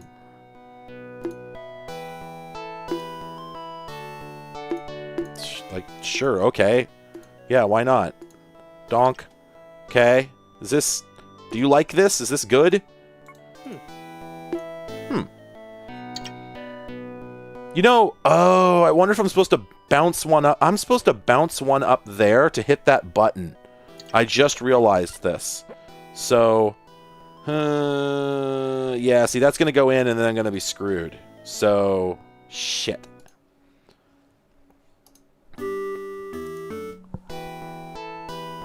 I don't know why Greensleeves is a Christmas tune, but it is. That's all I got.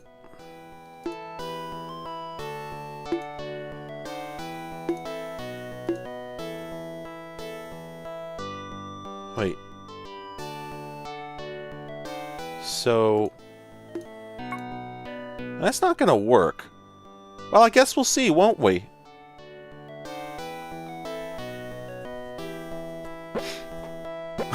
Bye. Just pieced out. Oh.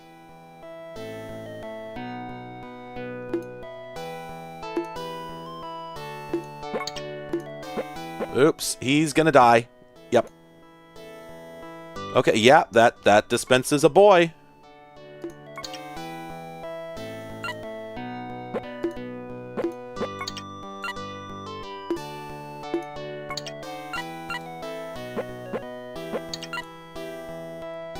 Whoa, lost one. This is so rough. This is amazingly rough. Like, really? This is the game they made? Oh, come on now.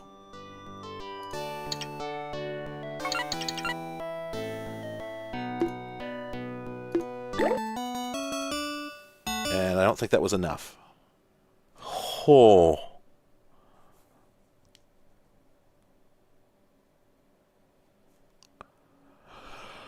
Oh. Wow.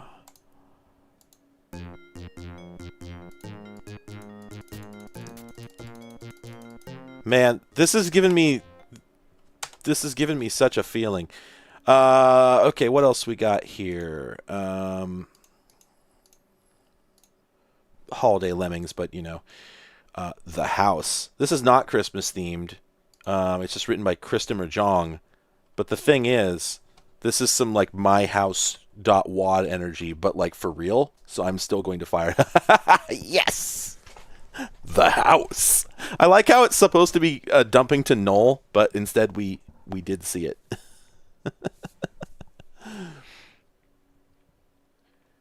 Yeah. Wow. Press mouse button on digital reality to start game over. Press the right button to activate the levers. Okay. My next game may be Star Trek: The Next Slime Galaxy. That enjoy the views of this normal everyday house. Yeah, this is like a Superscape game, or whatever the other thing was. Gosh,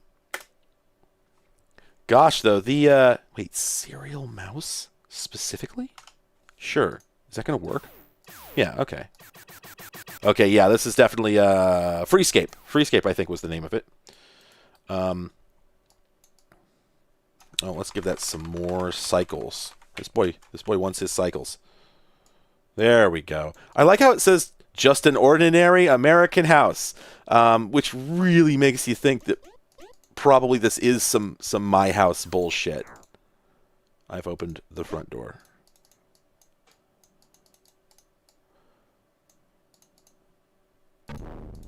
Boom. But there we go. Oh. Spaceship? Yeah.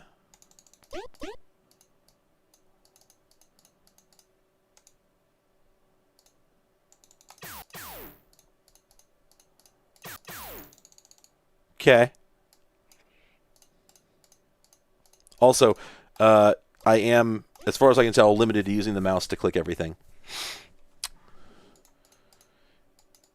Also, oh, it's a rat's wad. Look at the size of this couch. Oh, we got a videotape here.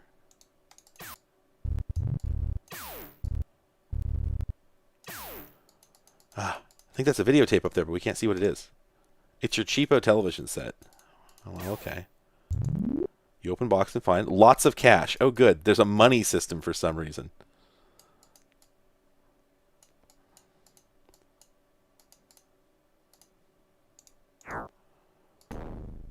Oh, hell yes, this kid.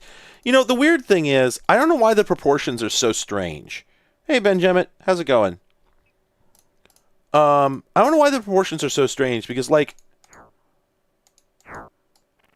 I've used the authoring tools for this a bit. They're not, it's not like they couldn't tell. We can't get in the cabinet. It's not like they couldn't tell that it was going to look this disproportionate, right? So you'd think, like, I don't know, maybe try again? What's that song? What's that line for the Metronomy song? Never said you couldn't do it well, only said perhaps to try again.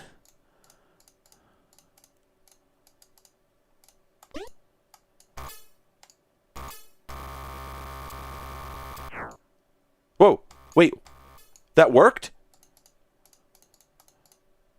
It sounded like I was getting a whole bunch of nope, nope, nope, .jpeg, but, hey, wait a minute, did I... Oh, I was about to comment, like, did I fell down. I was about to comment that I'd entered on the second floor, but I thought that I was on the first floor, but no, apparently I was on the second floor. One assumes... Oh, this is the garage. Oh, wait, hang on. Yeah, this is the garage.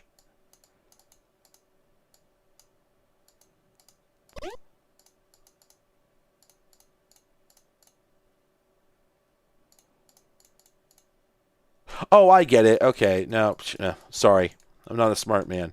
I guess there's no front door to this place, per se, other than the one up the stairs.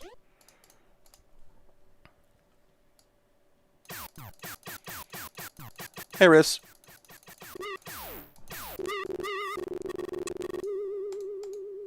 Yeah, I kind of figured that, you know, people needed a lot to do today. So whenever there's a Christmas, I figure I should produce as much content as I can. Wait, I can climb? Could I always have climbed? Clum?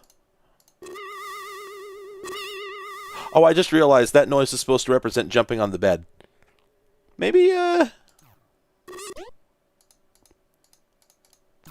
maybe a kid did make this. Yeah, so generally speaking, you can't really climb things. But I guess there is a stair climbing height that a few things... God. So wait, shouldn't I then be able to climb the drawer? Oh, I think I did for a moment. By the way, I played these back in the day when they were a bit more relevant, and they were just as bad then, like games made on this engine. Freescape is fascinating. I think it's Freescape. I think that's the name. Because it is so very bad, yet massively ahead of its time. Like, this came out for the damn ZX Spectrum, for Christ's sake. You know, there's no excuse for it to be as good as it is, but I also, at the same time, I'm not exactly sure what it was good for. I have flushed the toilet. But it feels like it could have been a lot more useful than it was. I wonder if they made this floor... Yes, I think they did. I think they made this floor by individually drawing every single sector, because you can see these ones stick out a little bit more. So I think those are all individual polygons. Probably brought some contemporary machines to a crawl. Ah, okay. Yeah, that makes sense. I thought it was Freescape. So I think that's it.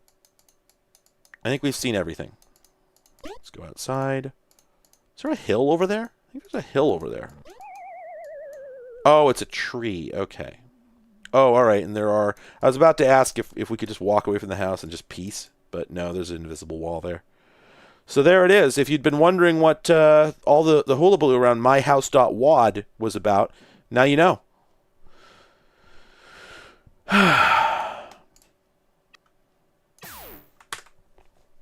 All right. Now, there are several Christmas games that I played last year. But I'm not coming up with a lot of... Oh, I played this, right? Right? I'm not coming up with a lot of new ones here. So I may just have to play some that I played before. I know everyone's terribly upset about that. Because you all came here to watch me play games.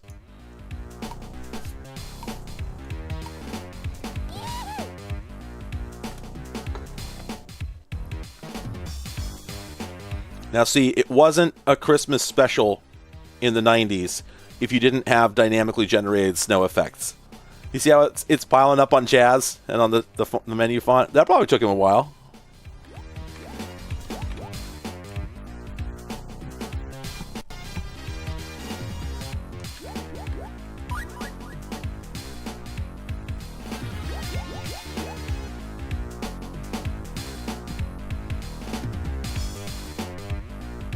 Yeah, Kangaroo, that was Freescape, which was a 3D engine developed in like 1987 that came out for every single computer platform.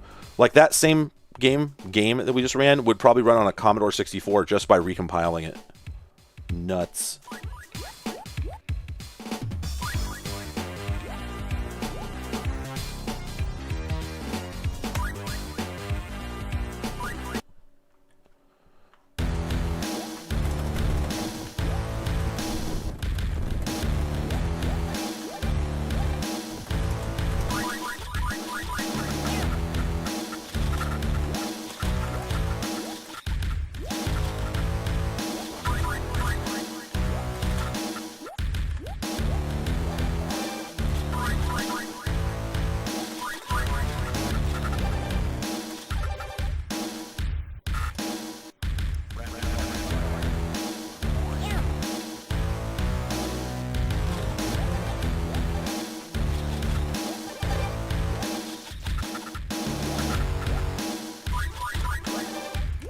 This sounds like an interpolation of some late 80s pop song. Yeah, I love this game because it's simply what if Sonic had a gun?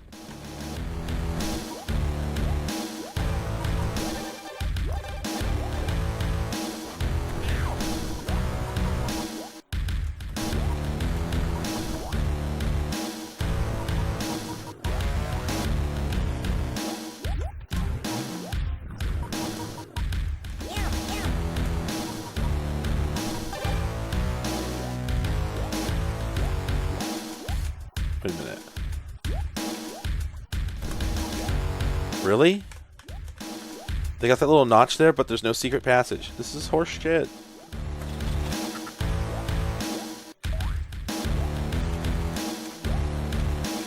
Oh my god. It's sort of like what if Sonic was bad? Hey, has anybody imagined if Sonic was a bad game?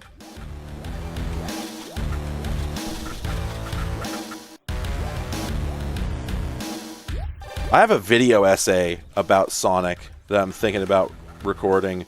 That's going to make a lot of people mad at me, I think, even though there's really no good reason for it. The subtitle is basically why I never liked Sonic, but it's not nearly the judgment that I think a lot of people will take it to be.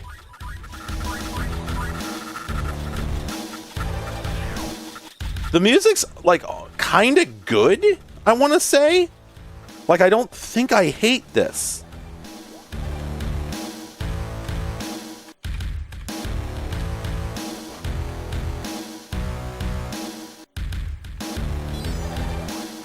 Oh, I got the, I think that was the bonus level jewel.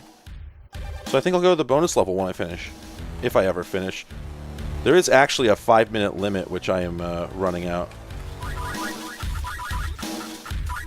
A fun thing that I learned from a speed run of this game, actually, is that all the weapons do the same amount of damage. Like, they look different, but literally, like, your initial pea shooter you get at the beginning of the game does the same amount of damage as everything else.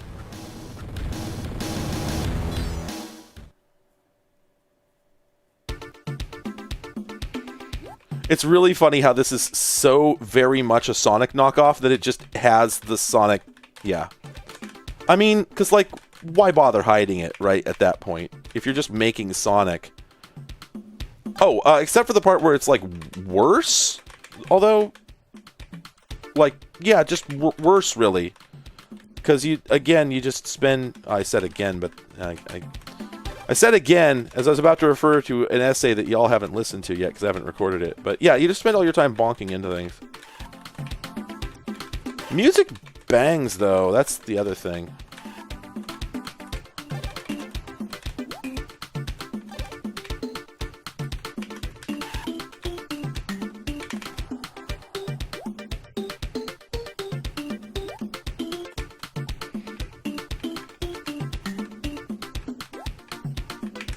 I thought that the Mode 7 bonus stage, quote unquote Mode 7, was in like Sonic 2.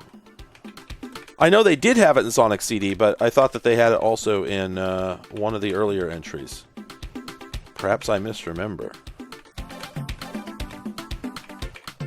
But also, yeah, like, you notice how this is, worse? Just, like, less good? He's really hard to control. And they also give you an extremely long time limit because where is it? Where is it? Where is it? Where is it? Where is it? There it is. It's like, oh, come on.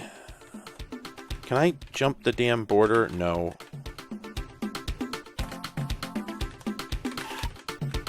Over here, I guess? It's just really hard to not bonk. Like, clearly they really wanted this to be the fastest Jackrabbit in the world. There we go. There he is. There he. Oh, okay, yeah, all right, I forgot.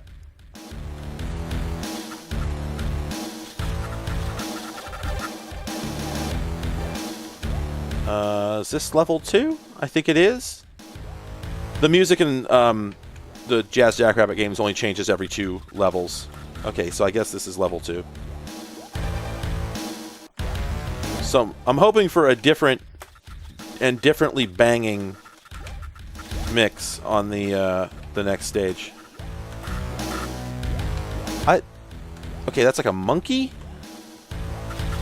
I think it moves so fast, you can't even really make out what the hell it is you're fighting. Boing. Alright.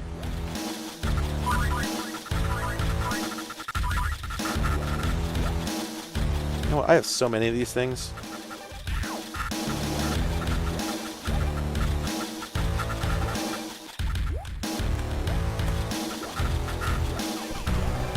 There we go. Finally ran out of the bastards. Oh yeah, I love getting over it with Bennett Foddy. Oh, come on.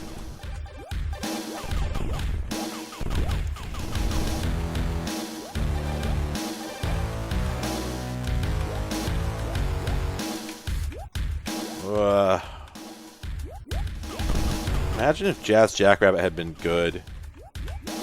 I mean, it's like, how many games can you name that are really genuinely good despite standing completely in the shadow of something else? You know? Duke Nukem 3D? I have criticisms of Duke Nukem 3D, but like overall I have to say I think they made something pretty good. But it's definitely standing in the shadow of Doom in a way that later FPSs were not. But don't take my word for it. You know, at times, this is sort of like Kaizo Sonic. Like, you're just like, where the fuck am I going? Do all these fucking mid-air platform hops. Like, I don't know. Oh yeah, this is tracker music, by the way. Oh, Electrokinesis. Is that who that is? Hello, hi. Good times, eh? Like some devils here. Okay, do you think this song is going to have a drop? I think this is going to have a drop.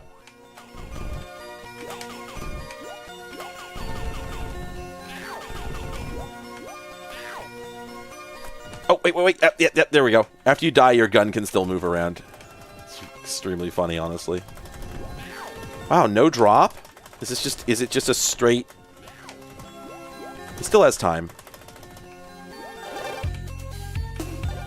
Okay, yeah. I knew there was going to be a drop. Fuck off! Wow, this just got much harder.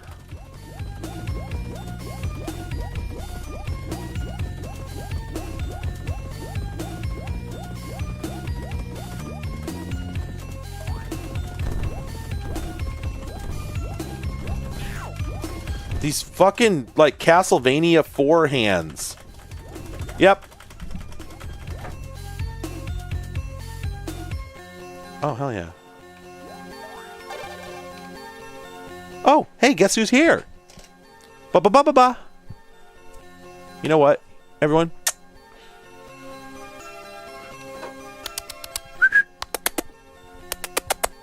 Come here.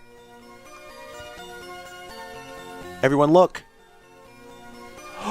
Two of them. Two of them. Two of them. Sorry about the floor. I had some flooding. Had to rip up my carpet. Such is life. Folks, two of them. You don't even know.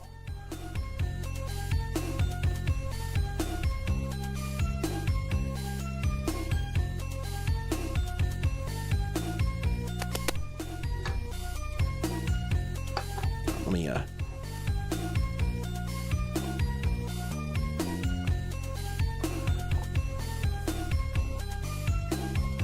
I love it when they do the same thing. It's extremely good. Oh, you got stuff on your whiskers. Soba. Soba has stuff on her whiskers. Honey, let me help you with that. Yeah, oh, no.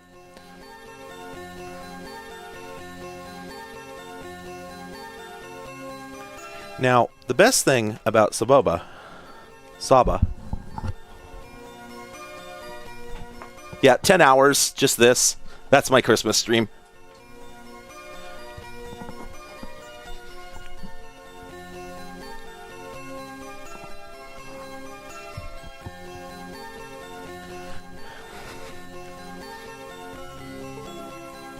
Oh my god, I just unplugged the camera. But you can see that she has turned into the Maromari from Super Metroid. She is a morphing ball.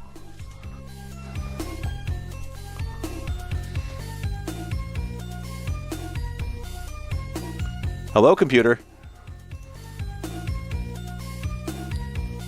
Well, I regret to inform you. Bye. Please hold. Wow, it's just gone. There we go. Bum bum bum.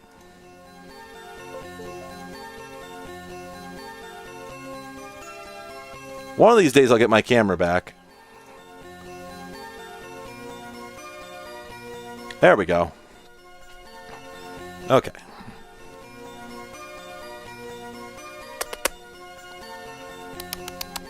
Gosh, she got the big eyes.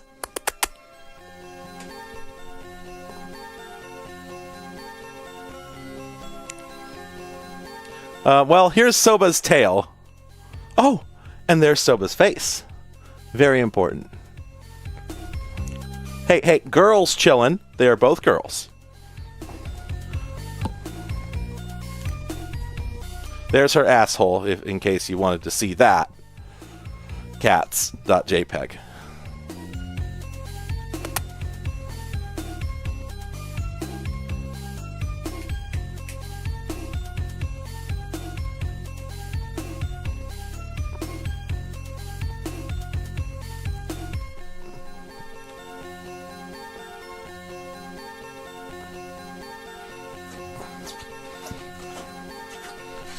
Oh, god damn it.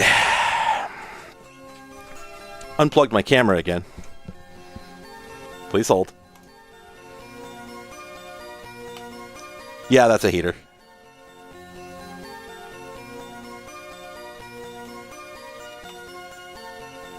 Hello, computer.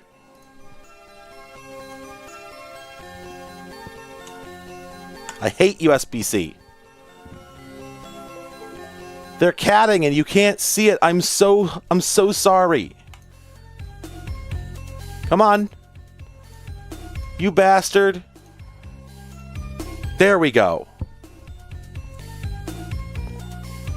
This is Udon. This one is Udon.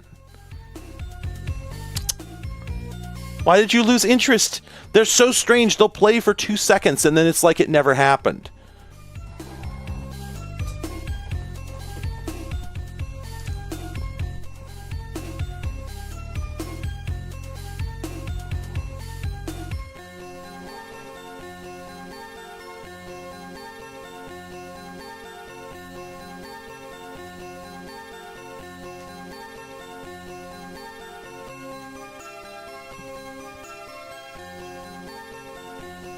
My God, get with it.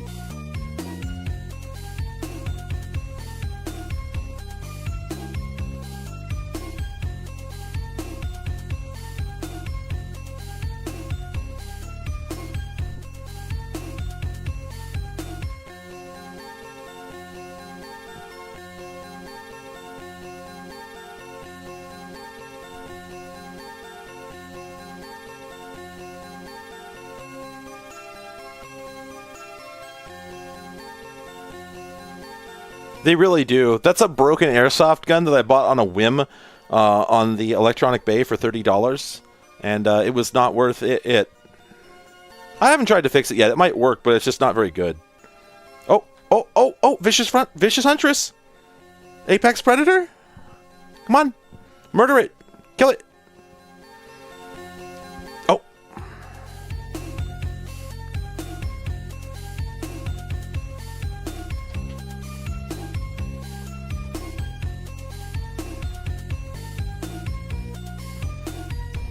What about this?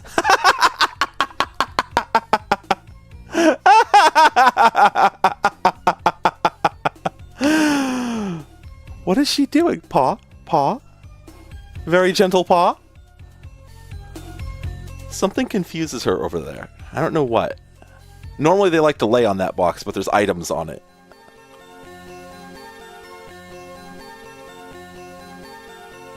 What is she doing? She sees something. What? What do you see? Is there a bug? She's acting like there's a bug. You know, it's probably just that I freaked her out with the string, and so now she's just, like, alert. And look at Udon, who's just over there goblining. Look at this gremlin. She's found a spot to squat. She's also kind of tangled up in a bag right now. Maybe she's too embarrassed to admit it.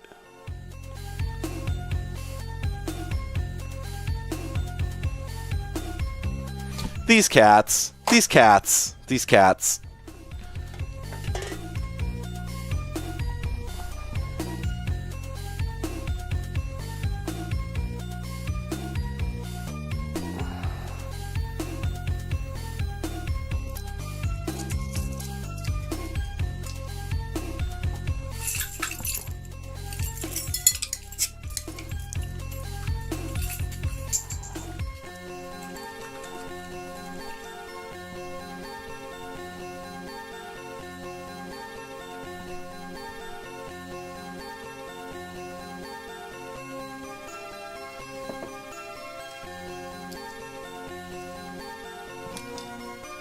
No cap.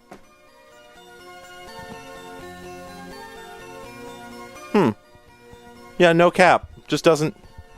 Wasn't a screw off or anything, but no cap. Huh.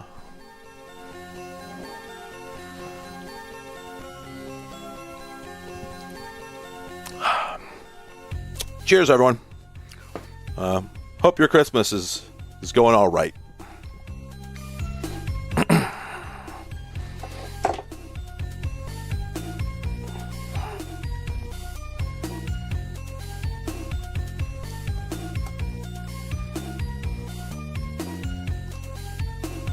This stuff is delicious. No, Martinelli's has a cap. It's got the little plastic cap. I swear.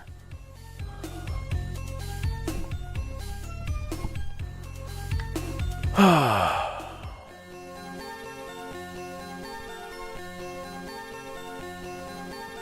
just need to be absolutely certain that everyone understands that this is sparkling cider. I just gotta be sure. I can't tell people are doing bits.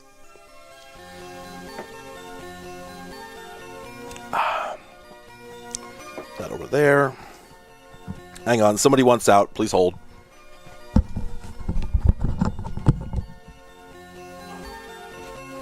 Alright, you two. Yeah? You asked to go out. You wanted to go out.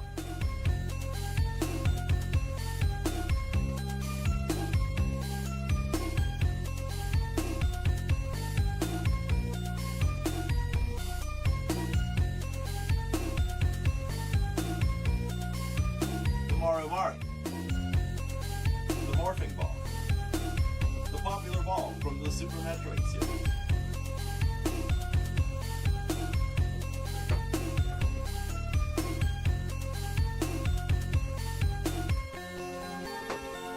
Why are you still gobbling?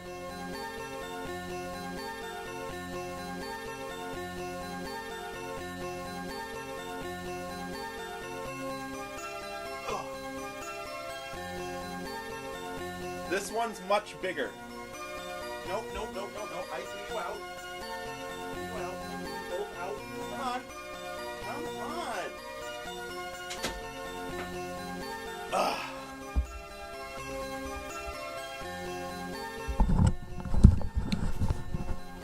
Okay. Whew. Yeah, kitties.jpg. I would love to let them stay, but what happens is they start causing problems, which I cannot deal with while I'm managing the stream. Like, good lord. I don't think my cats would be good mousers, in my opinion. Also, this game sucks. Jackrabbit was never very good. Let's play a better game. This is a much better game.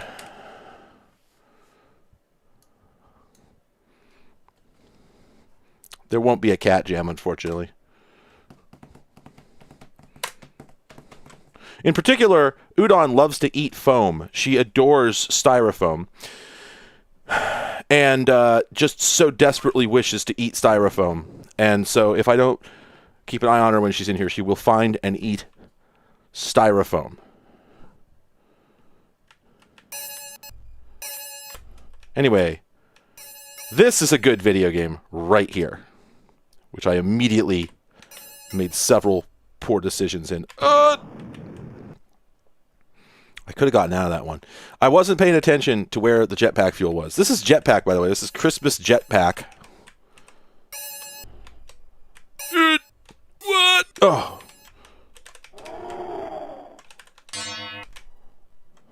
Love those ad-lib sounds. Oops. Oh, no, no, I got stuck on the ladder. Weh. Who's eating plastic? Cat owners at 3 a.m. Oh, right. I forgot you could jump. And getting the jetpack is actually sort of a bad thing if you get it too early in a level, because there's a lot of stuff you could just jump to a lot more quickly. Bling.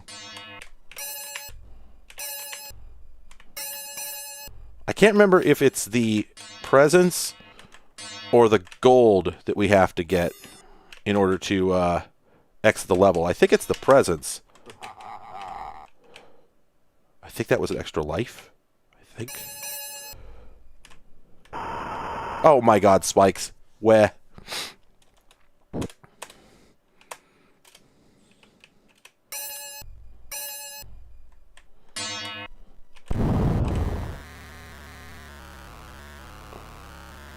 Wow. I guess not on that one. Oh, what? Oh, shit. Where? There's a hole over there. Damn it.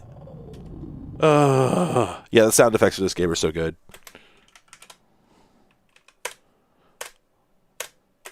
This is, if I didn't say it, this is absolutely, you know, gray market load runner that, like, got a life of its own. Okay, there we go. Got those speedrun strats.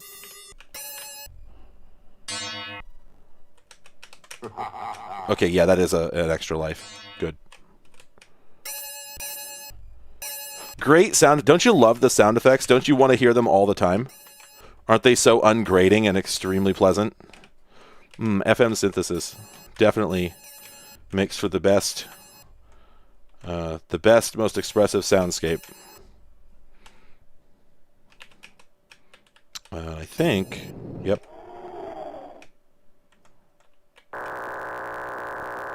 I particularly love that noise whenever you exit the level.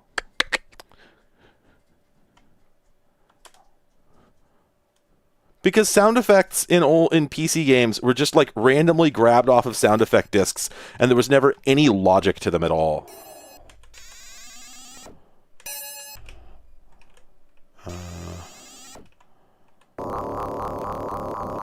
Oh, that's a fuel charger. Oh.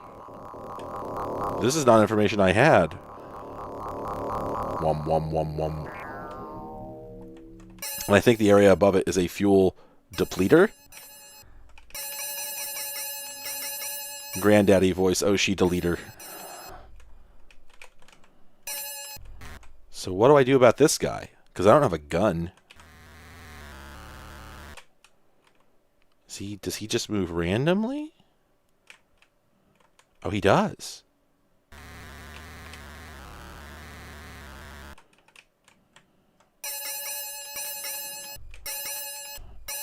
Such a good sound effect. You know, it's even better because you want to hear it over and over, you know? Hearing it repeated just makes it better, honestly.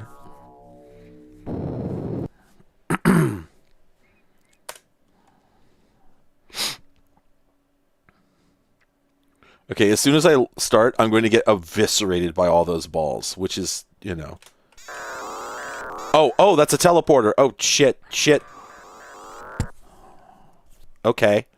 Sure. Total wormage. Okay, so...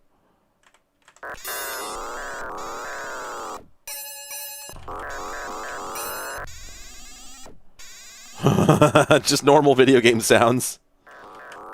Nothing unusual here. Gotta wait for all those to leave, and then... Okay, that put me up top. You're all following, right? Everybody understands what just happened. Where? Fuck, this game's hard.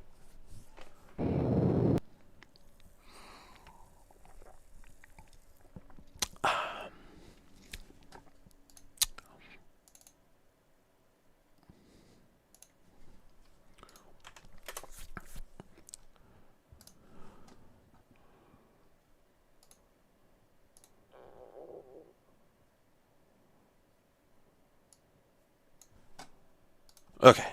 Sorry, people sent me some personal emails, which I suddenly had the desire to read. Okay, so I think what you're supposed to do is to start out and just jump straight up and then wait.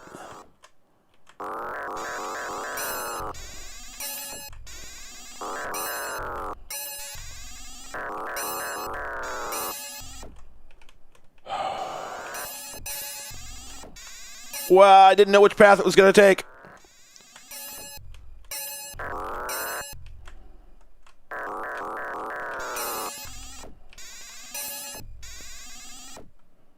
Christ. Okay. Oh no, I can't use that one. Oh, yes I can.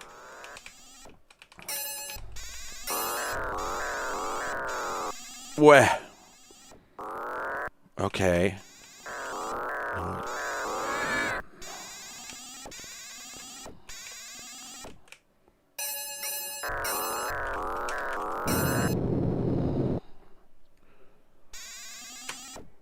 Wow, I actually did it.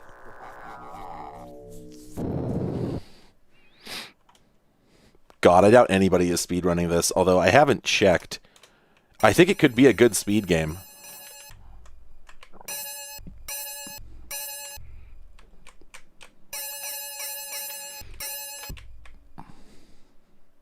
Where is the other yellow teleporter?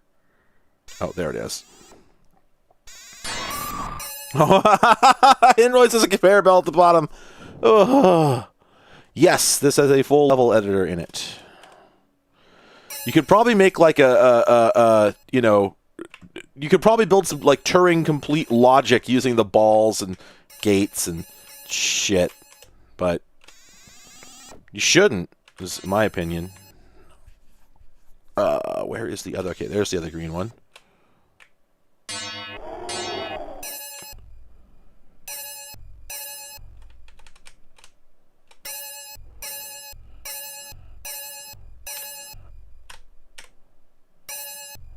The AI for the robot, like, really intrigues me. I never really understand his motivations.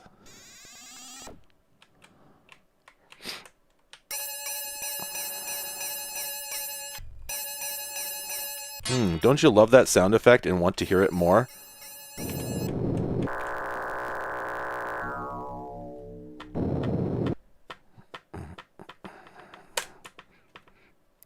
Now, this looks like Christmas to me. You know, just in my opinion. This is a strong Christmas energy.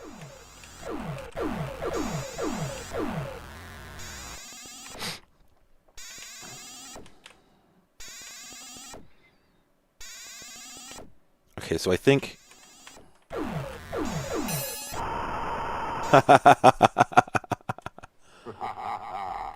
the scream is because it's simulating the heated gamer moment, so you don't have to do it yourself, and thus, wake up your family. Okay, what else we got? 3D Xmas Adventure. No, we don't need to. Okay, we did this last year, I think, and it was okay, but not amazing. That is a Lemmings clone. Geez, are we really... Hang on a second. Are we really out of Christmas-themed video games? On the DOS platform? Can that be true? Man. Rough.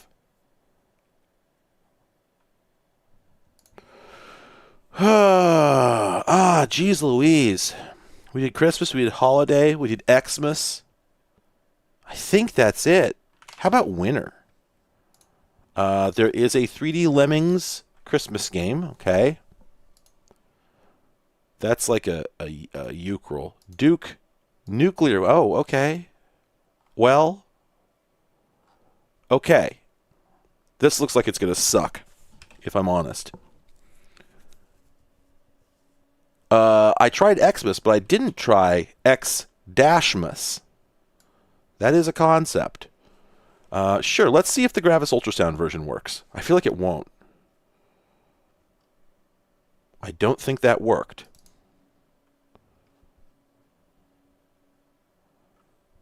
No. Yeah, that did not work. Cool. All right. How about Sound Canvas? Does that work? I wonder if this works at all. Oh, I'll bet it's terrible. Why is this not working? Sound Blaster, 220, etc. Save and launch.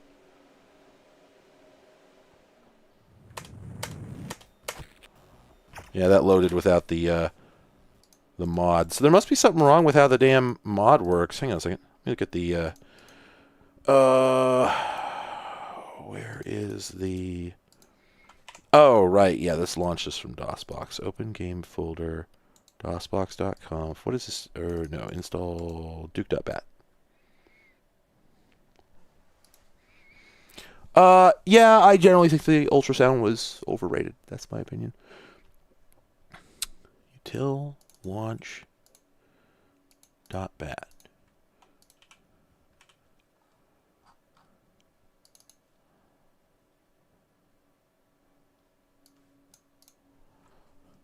Okay, why is this not working? Call nwinter. So it should be running nwinter.bat. Is it in the right folder for that?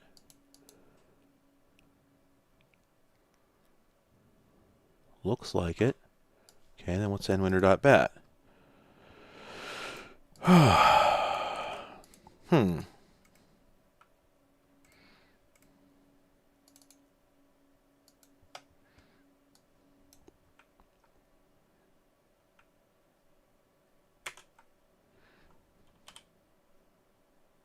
Yeah, it just immediately fails.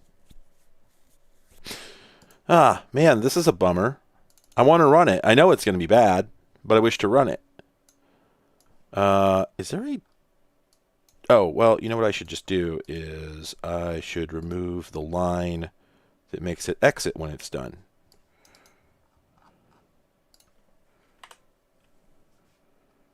Go to quit. Yeah, I'll just get rid of the quit part.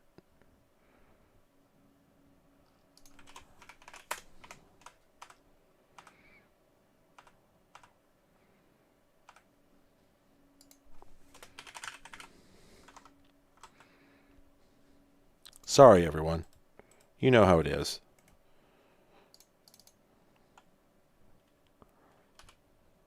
What? Wait. Did that work? Why did that work?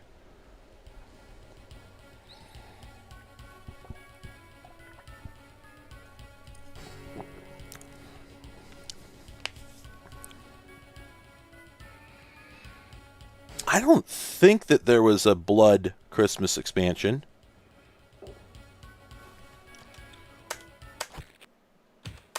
Let's rock. You know, snack rolling the Mojavelicious almost makes you saddest wish for a nuclear wunger.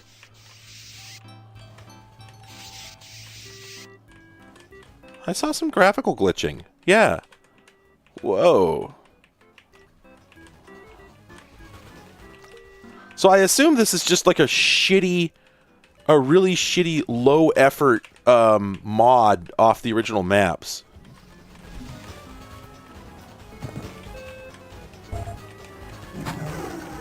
Why is it rendering so weird? Wait, do they... My god, this is cheap.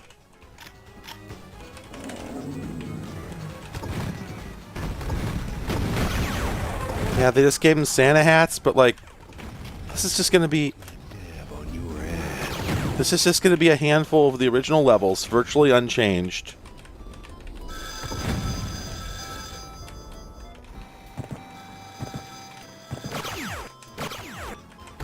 With some sprite hacks. Did a fan make this?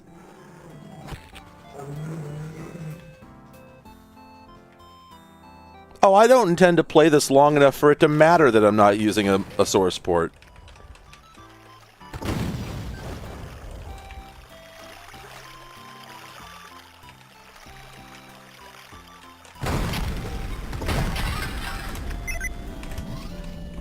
Okay, there we go.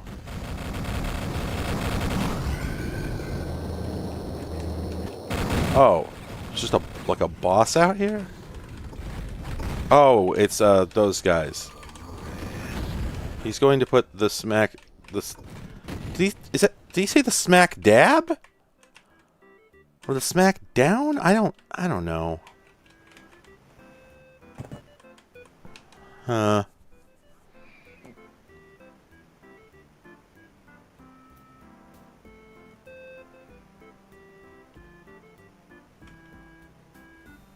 Huh.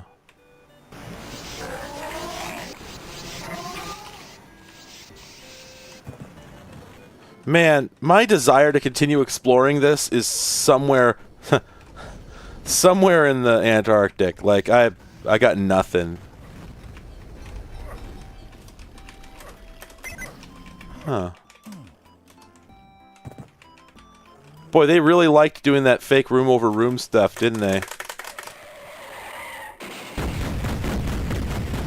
Yeah, no, I have 1,000 better ways to play this, but they would require me to care about it, and I don't.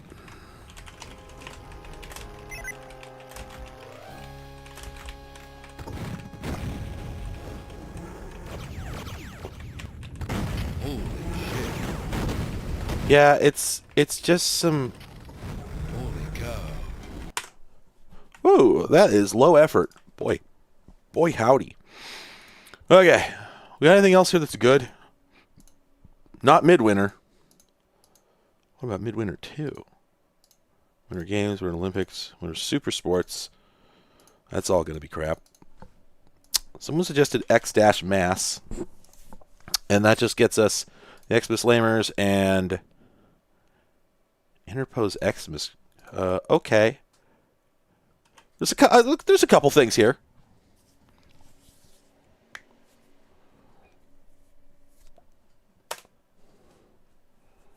Oh, Webfoot.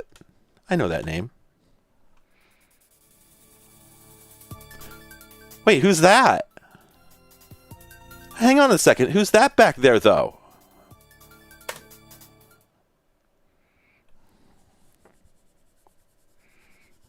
I don't know if that was a Freescape game. I don't think it was. I think that was its own thing. There's no intro. Slowdown warning. Oh! Wait, there he is!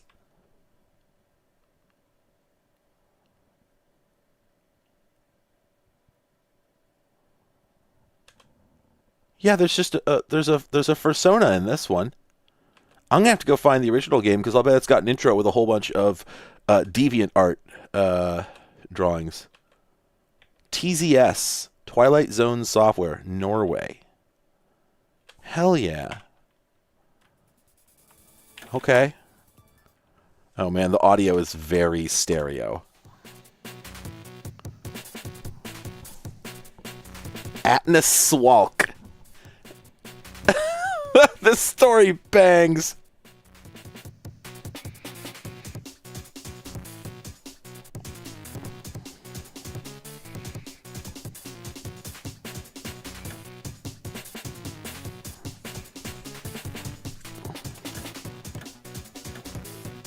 Oh, this is so European. Do you hear this music? Yeah, more tracker music.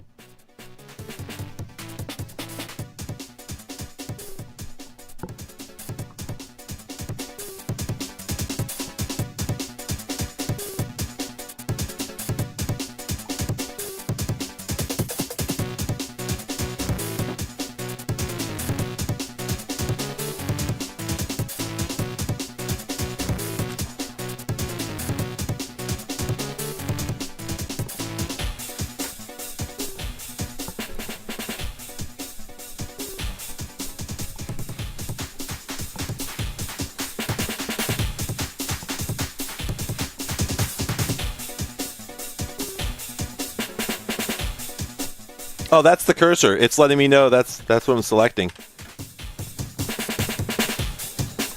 God. God damn. Sound of the funky drummer.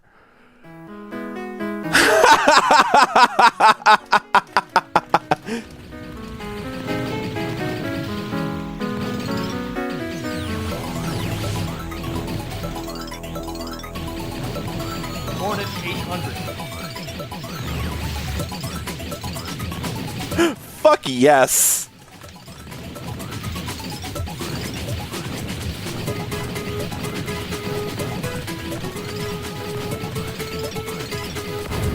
Oh! You gotta blow up the items before you can pick them up.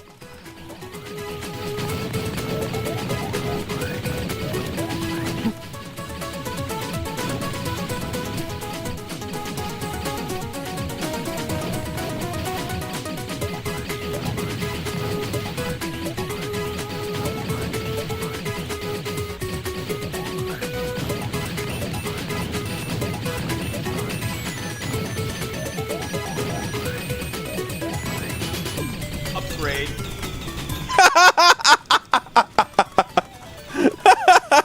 Upgrade.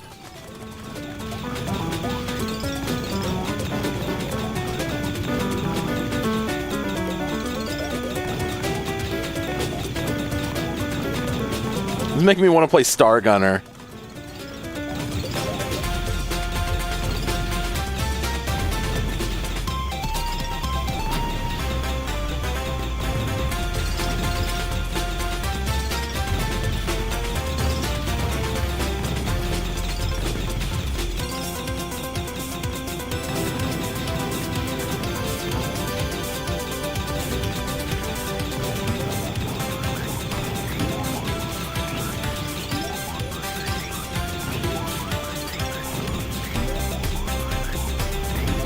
Yes!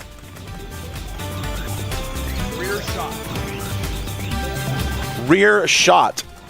Approaching shot. Oh shit. Do I? Whoa!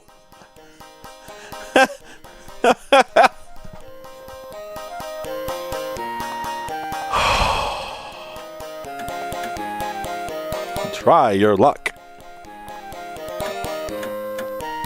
But I can't talk to her. What's the point? Let's go to the Mr. Weapon. Ooh!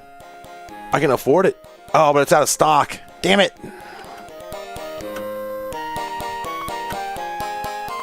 Another chance for those who need it.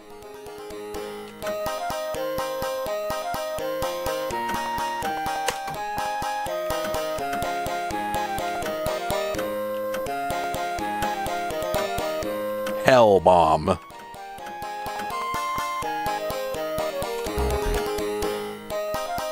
Can't afford it. I'm gonna try my luck.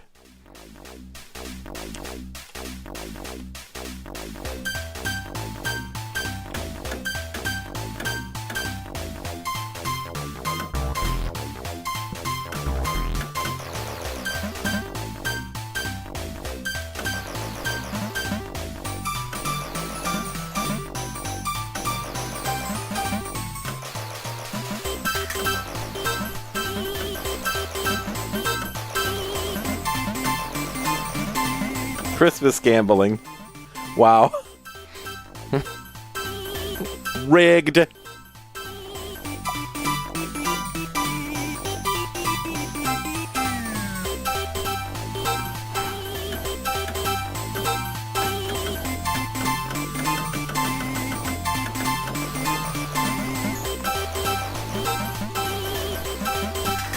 Rigged.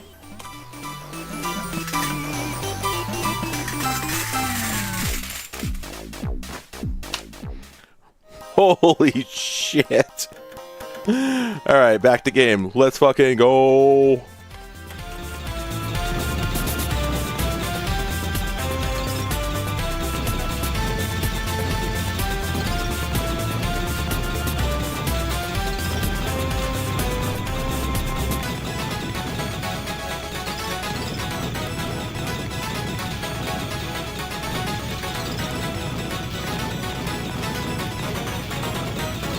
I think I blew up a power-up.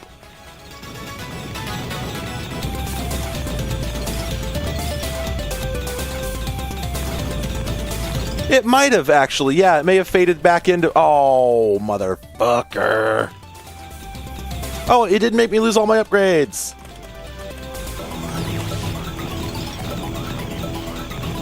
I have an alternate weapon, but I cannot figure out how to fire it. There we go.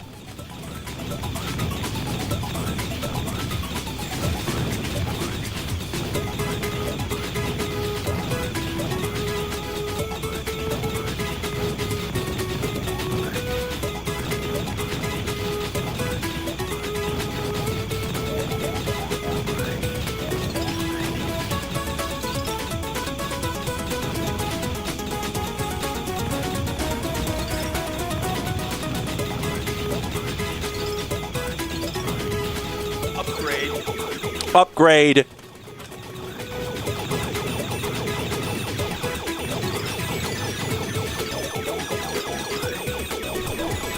This guy can go to hell. The slow throw.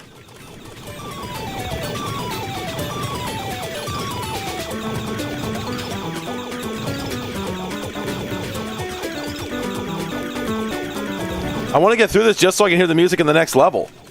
It might go harder. Ah! Wrecked.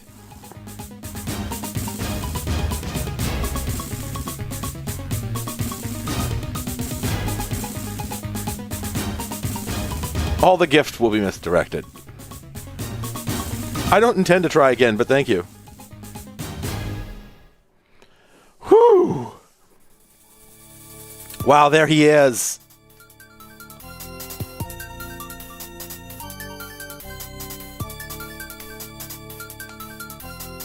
Okay, I gotta go check. Well, first we gotta do this, because I don't want to forget about it. And it will be forgettable, so. Frickin' PC port of Great Guiana Sisters. Christmas edition, apparently. And then we'll do the original. Ah, yeah, there it is.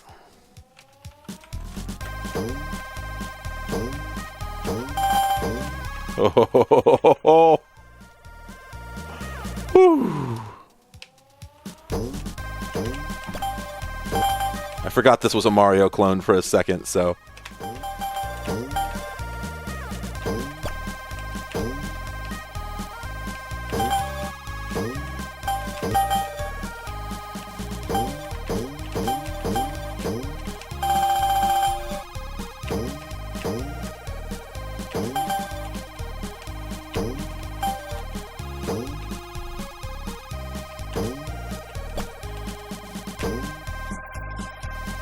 That sucks. This sucks. There we go. More like bad Guiana Sisters.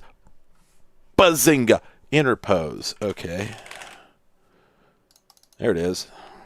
I'm just leaving the cat jam up. The cat jam stays on during... Alright, I gotta not press any buttons.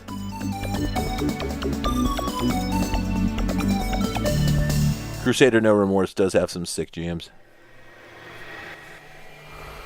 Before dinosaurs ruled the earth, The overlynxes lived on the island of Atlantis. Overlynxes? They evolved from primitive lynxes.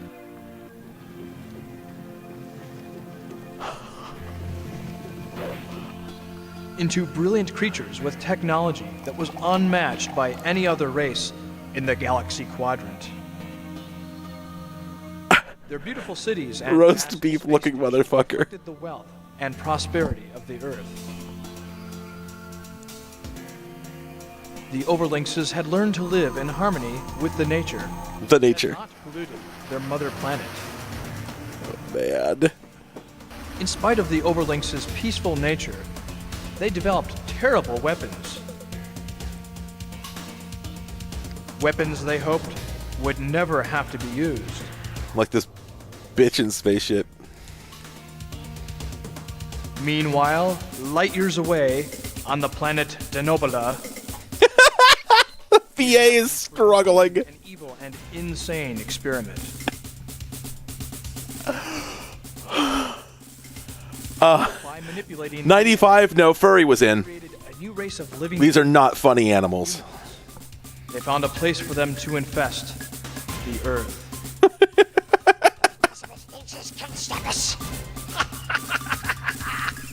The first humans were sent to battle, equipped with weapons of mass destruction. Fuck off, meow. But of course, the soundtrack goes. Exterminate the overlynxes.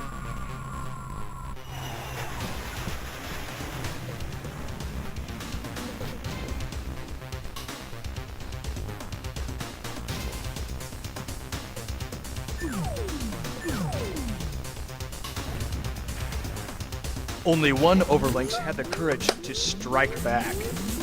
He's got the Luke Skywalker get up.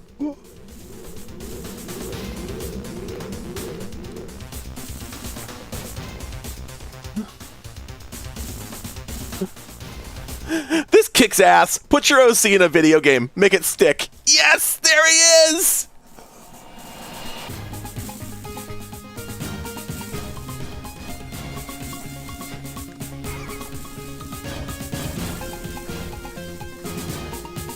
Holy shit.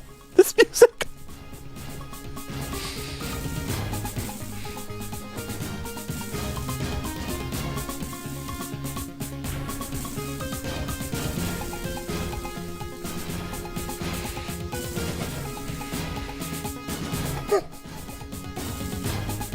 Holy shit. This fucking heroic theme! Get out!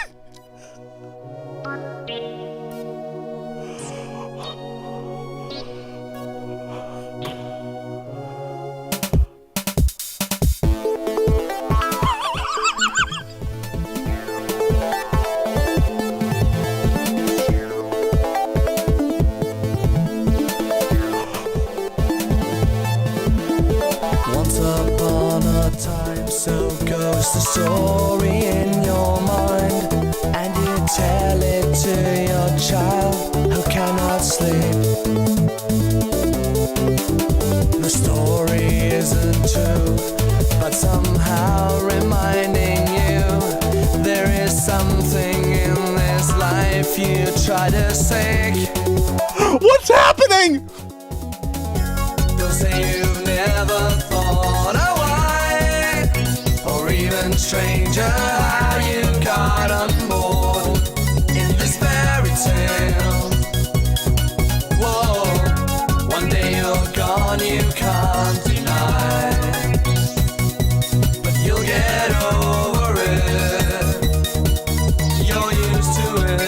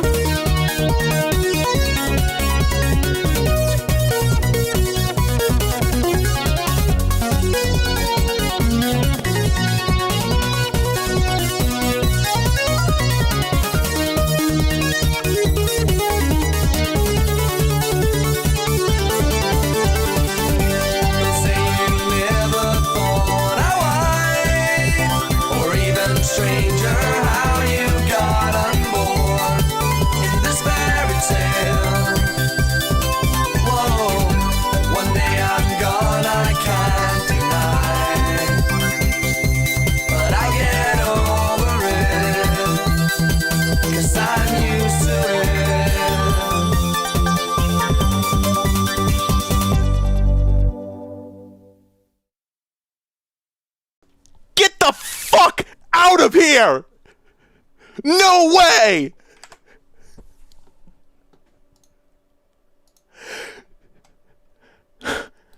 There's no way!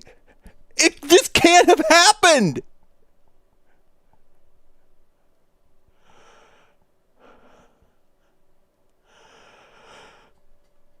I don't even remember anything else we were doing tonight. And I don't care.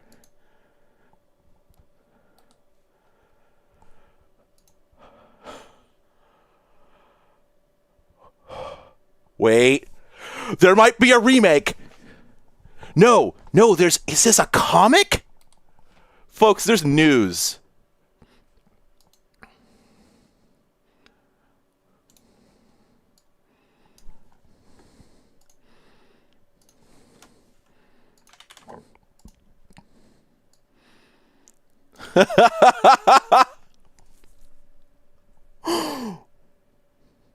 Okay, voltage controlled music, fairy tales.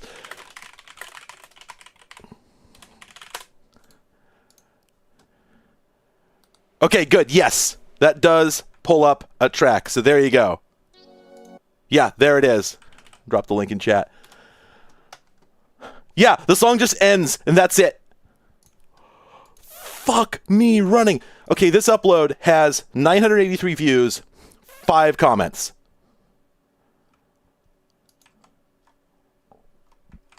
That's not enough. It's not. We gotta fix it.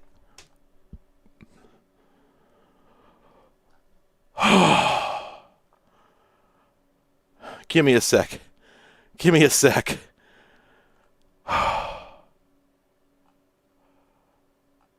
I have to know more. There's more to know, right?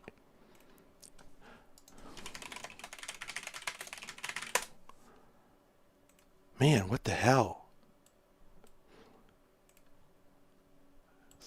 Bach. Oh, that's the problem. Okay. Oh, yeah. So, yeah, I don't know if that ever happened. The picture there, I'll drop the link to the tweet. There you go. Let me go look in the game folder. I got to find out. I just want to be 100% clear. I don't think anybody doubts this, but I am unironically going to listen to that song frequently. That's like that VNV Nation fucking Seabound like German EBM shit, and I can't describe how here I am for it. Like I had to mute myself because I was crying a little bit. I'm fucking. That is that earnestness that you cannot replace. Fuck me running.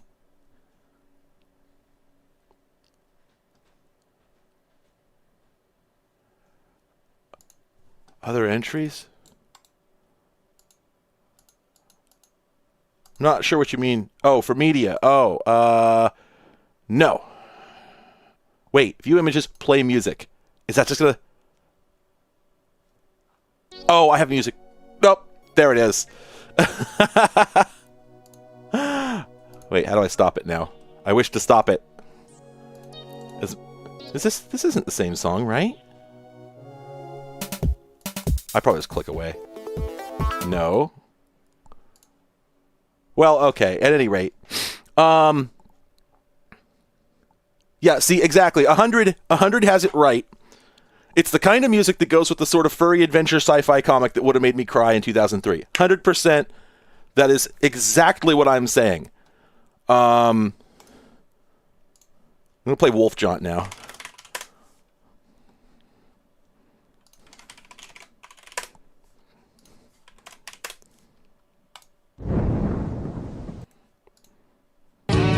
That's not it. Wow, that's a really low quality version of it. Please hold.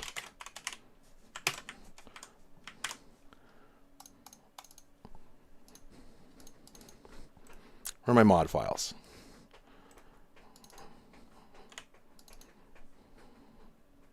Here we go. Go to the excellent folder. That's it. That's the motherfucker.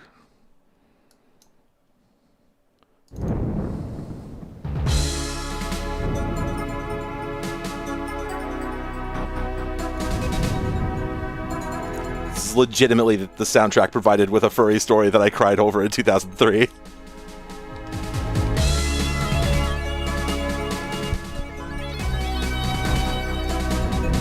I'm not doing anything else on the screen.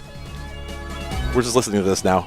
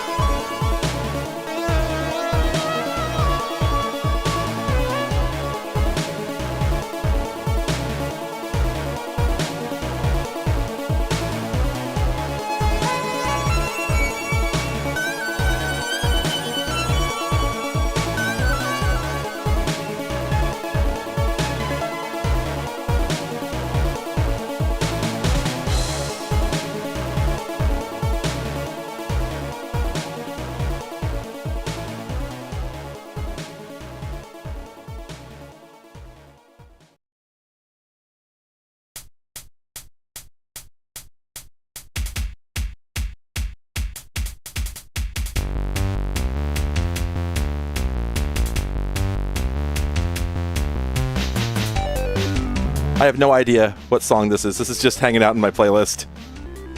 Oh, it's a format track.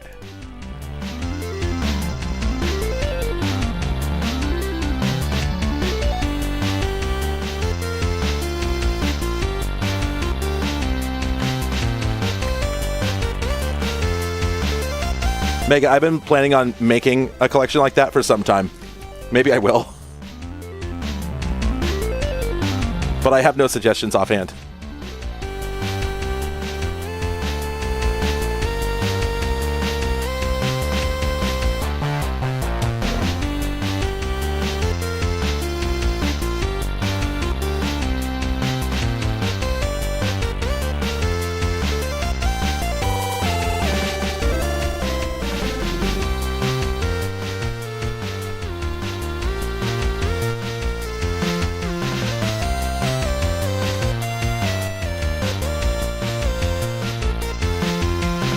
Yeah. Oh, wow. Check it out. There's an original IBM PC monitor to the left of that. Just chilling. Oh, yeah. There's a lot of crap on Mod Archive. You know what? Fuck it. Everyone just chill for a few minutes. I'm going to whip up a collection. Please hold. Oh, I might have one already.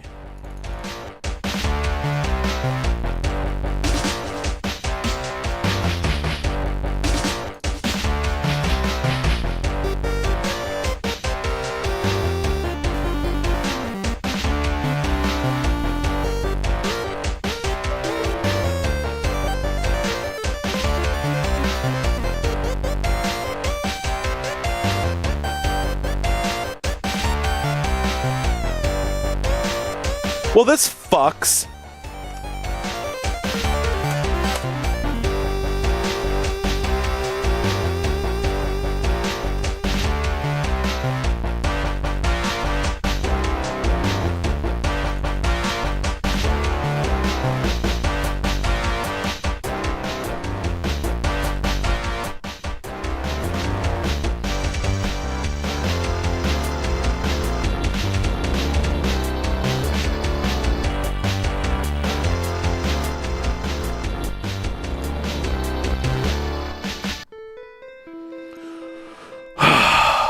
Oh, this is just Stones 2 from frickin', I think, Ultima Online. But here, hang on. Let me just start queuing up this shit that I'm gonna put in this collection. Let's see, 1983 tracks for a New World. I don't have a recommended mod player for DOS handy. I use Foobar 2000 in Windows. I haven't ever really done it much under DOS, mostly because all the machines I tried on are too slow to do a good job.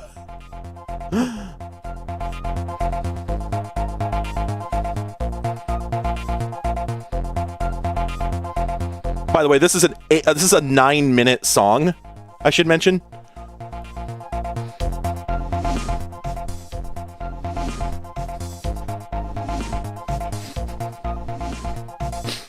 Fucking love this, like, Devo drum decision they made here. VLC technically does, but nah.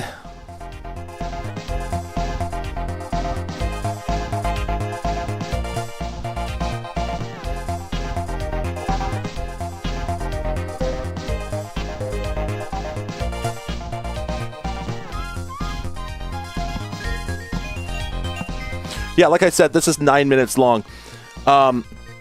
So I gotta move on. Let's see. I gotta remind myself what the good ones are. That one's good. This one's good. Some of these might be like covers of video game songs. I wouldn't be surprised. They're still good though, so I don't care. What do we got next? Yeah, I strongly suspect this is a cover of a video game song.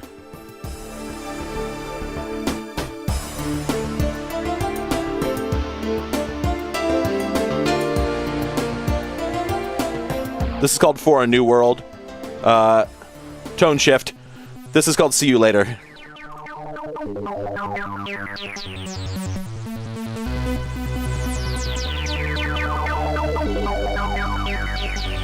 I'm sorry for rushing through these, but I gotta get the zip file put together.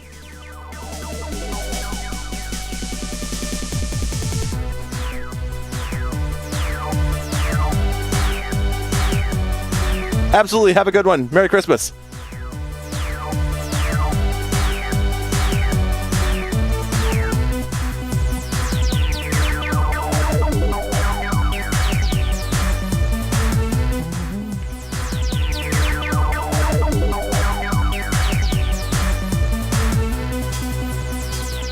So anyway, next one.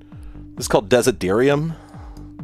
Oh, by the way, a lot of these are just snatched off the top 100 at, like, Mod Archive, but many, many, many years ago, and they've sort of gotten buried at this point.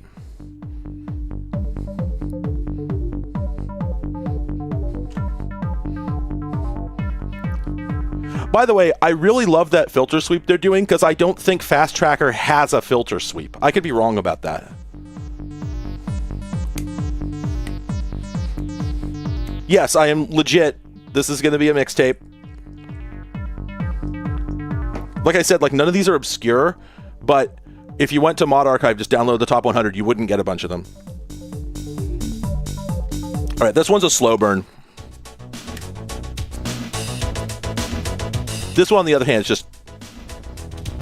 It's like this for the whole song.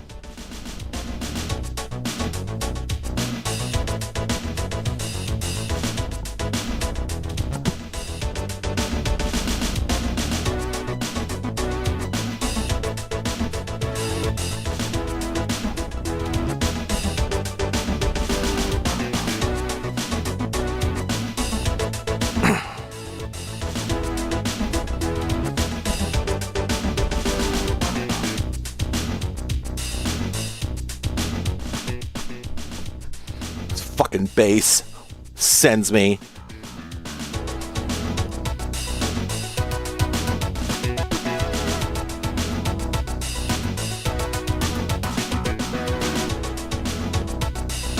Okay, we gotta move on. This is the wrong one. That is a cover of Robo's theme from the video game, and that's just the original one.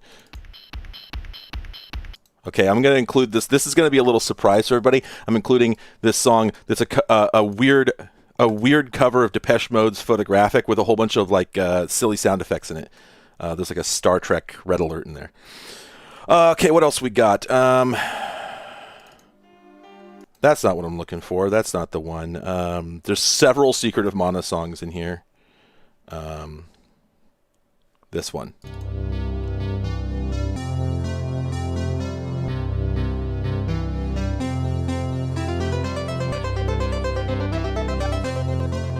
Is this a cover of a pop song? Nope.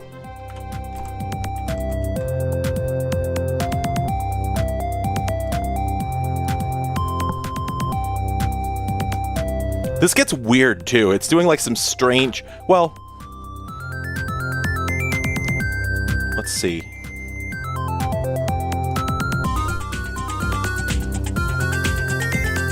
You see what I mean?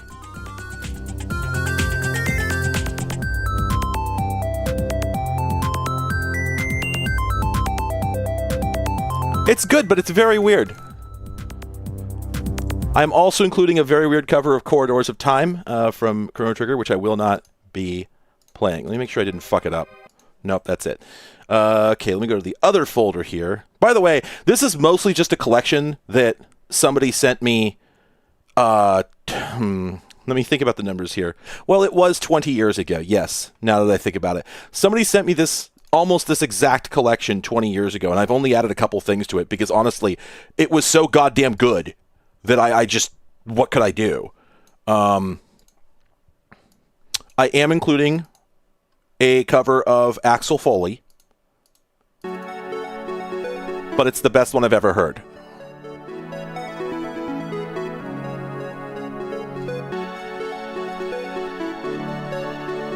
You see how much atmosphere they added?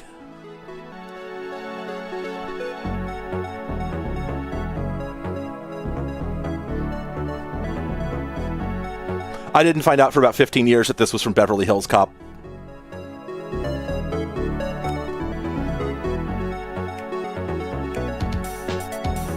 There's actually no popcorn cover in here. I never had a good one.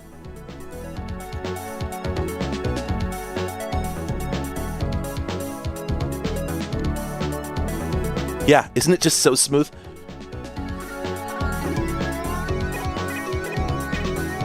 Those brief little arpeggio stabs.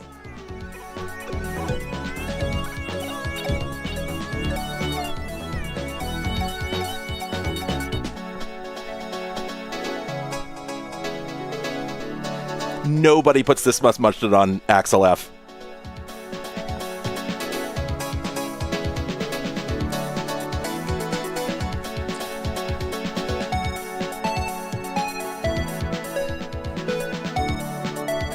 I'm gonna get so many copyright strikes on this stream.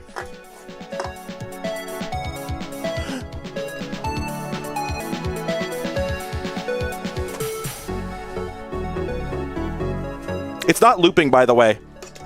There's another movement. And I'm just playing it out. It's so good.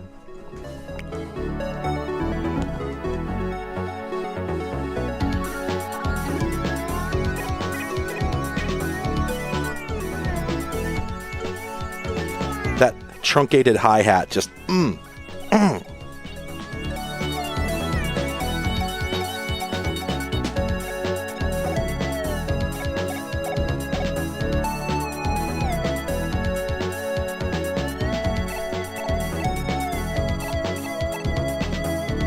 $100, all of my streams are saved in perpetuity.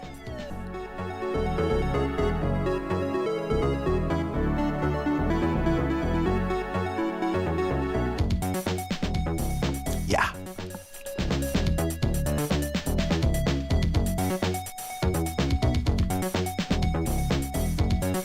No, but you can go to my channel and watch any of my streams forever. Oh, well, I am archiving this, yeah. Oh, my favorite part about this cover is coming right up. Just ends. This is a track called Seventh Heaven. You could tell right away that it has great aspirations. And it is 10.5 minutes long.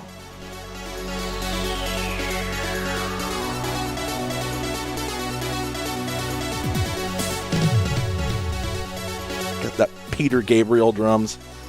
Sorry, Phil Collins. I'm just waiting for the lead to come in.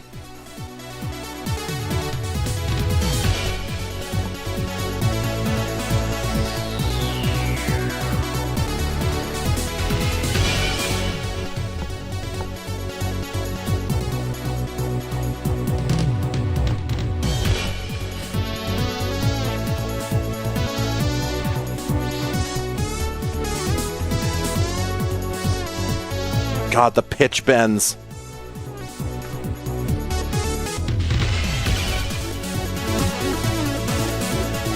Okay, we got to move on, but damn, that's a good one. This is called Mood Swing.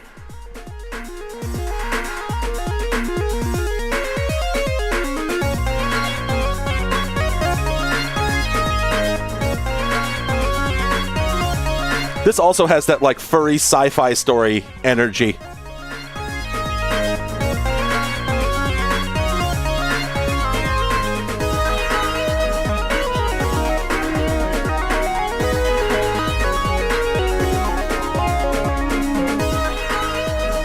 God, this is so good. Wait.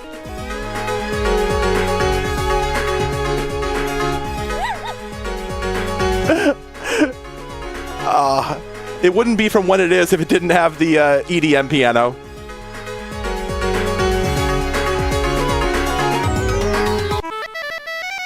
This might be from a game too. This is called Paper Bird.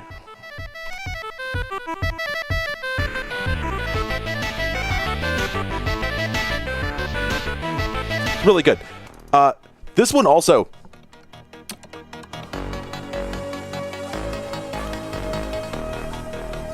Yeah, it's that's. He said the line. It's got the damn pan flute. Oh, it's so good. This is called Street Jungle, and you can tell. It's just so. It's just setting up to be big. Yeah, really good stuff. We just got like your classic crackdro music. This is called Keep That Music.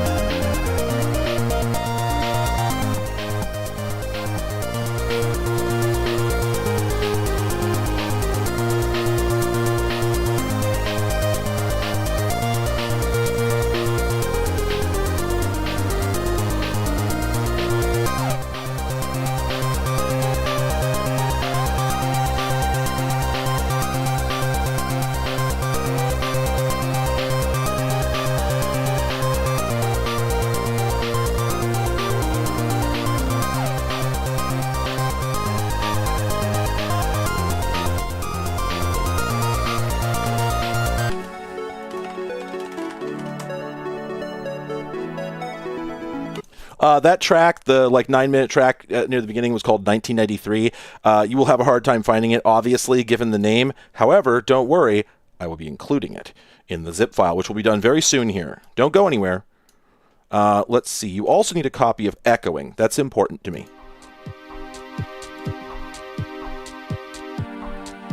Is this the one? That's not the one. I think it is this one. Oh, and then Class 05, of course.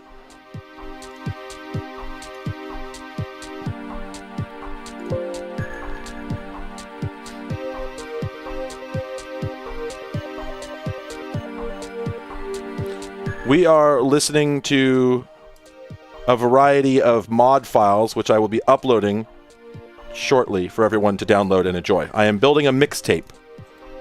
I don't think this is the right version of the song. Hang on a second.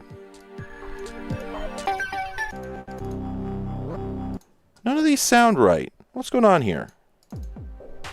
This is the one.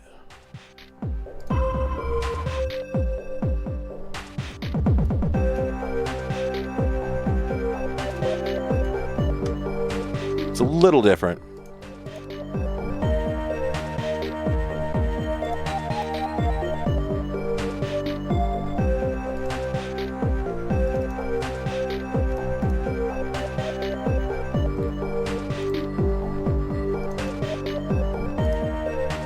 Okay, so there we go. Okay, so that's most of the really good stuff I had. It's only like 20 songs or something, but it's still pretty sick. And then on top of that, I'm also going to include these 3 additional format songs, which I'm going to quickly run through.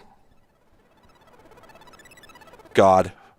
Like, I love the composers of all the songs I just played, but format, it's just something else.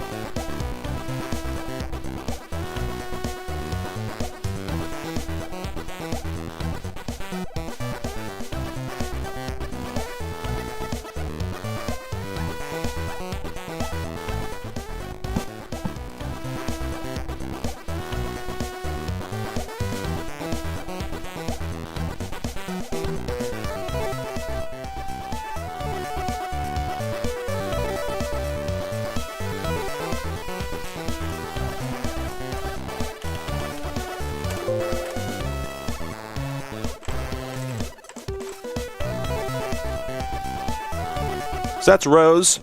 Then we have Vertical, which, get the fuck ready.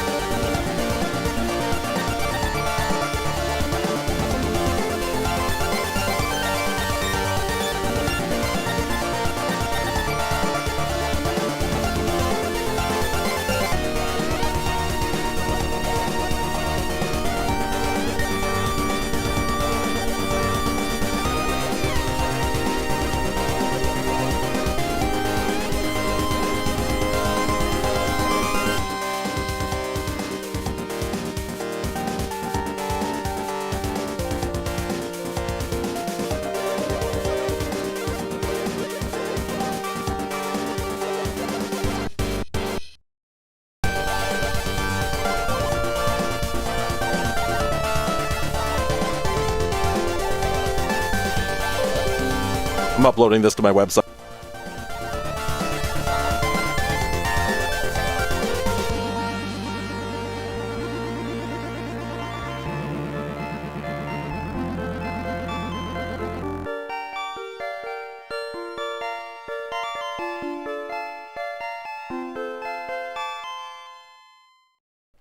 Yeah, so, yeah, that one puts me in a grave every time I listen to it. And then we got just a couple more real quick. Blank Page. This one's incredible, but I keep saying that. And I'll continue to say it.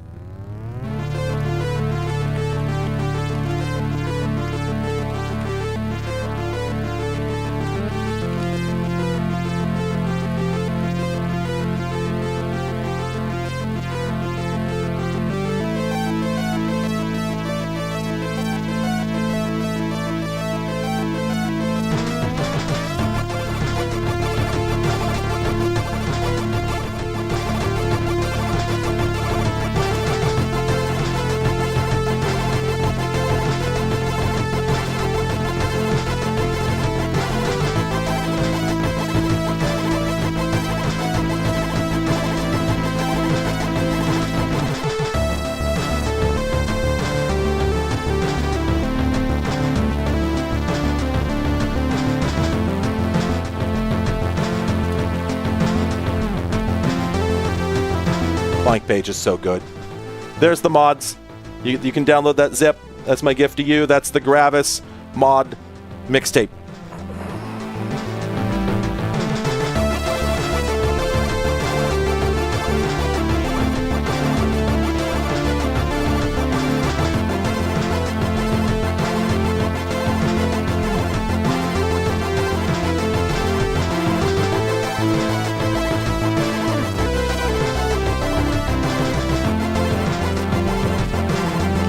Also, huge tip, whatever mod player you use, I'm going to highly recommend that you do the following. Go in to the settings, whether it's a plugin or a dedicated app or whatever, and look for a setting that says interpolation and turn it off. You do not want any interpolation, it just makes it sound like dog shit. Remaining songs are, well, you know. If you know, you know.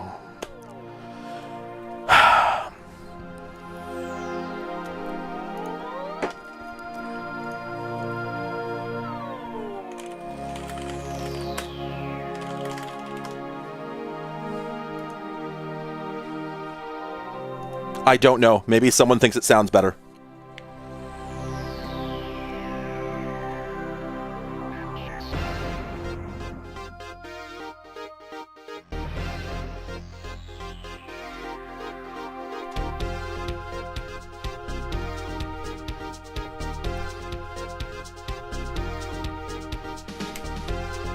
Exactly. Yes, Mega, you are correct.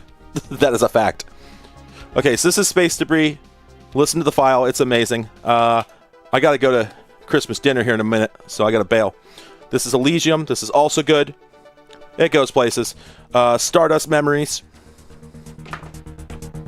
This one hits like a truck.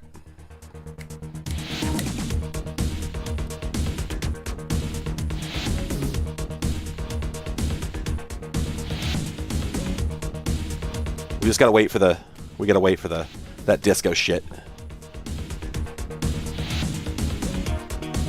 Yeah.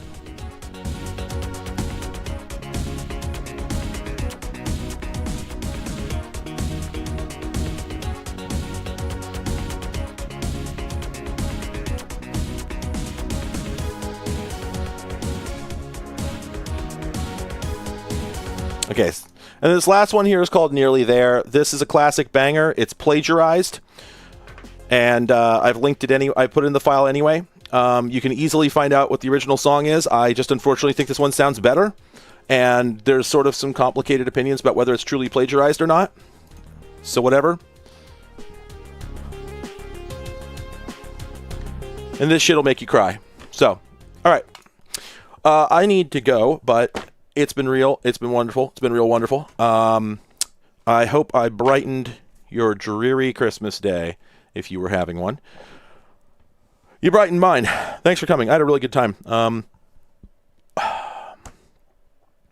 been sitting on all this music for 20 years for the most part, waiting for somebody to, who I can share it with. By and large, I show it to people and they're like, okay. So thank you all for having good taste. Yeah,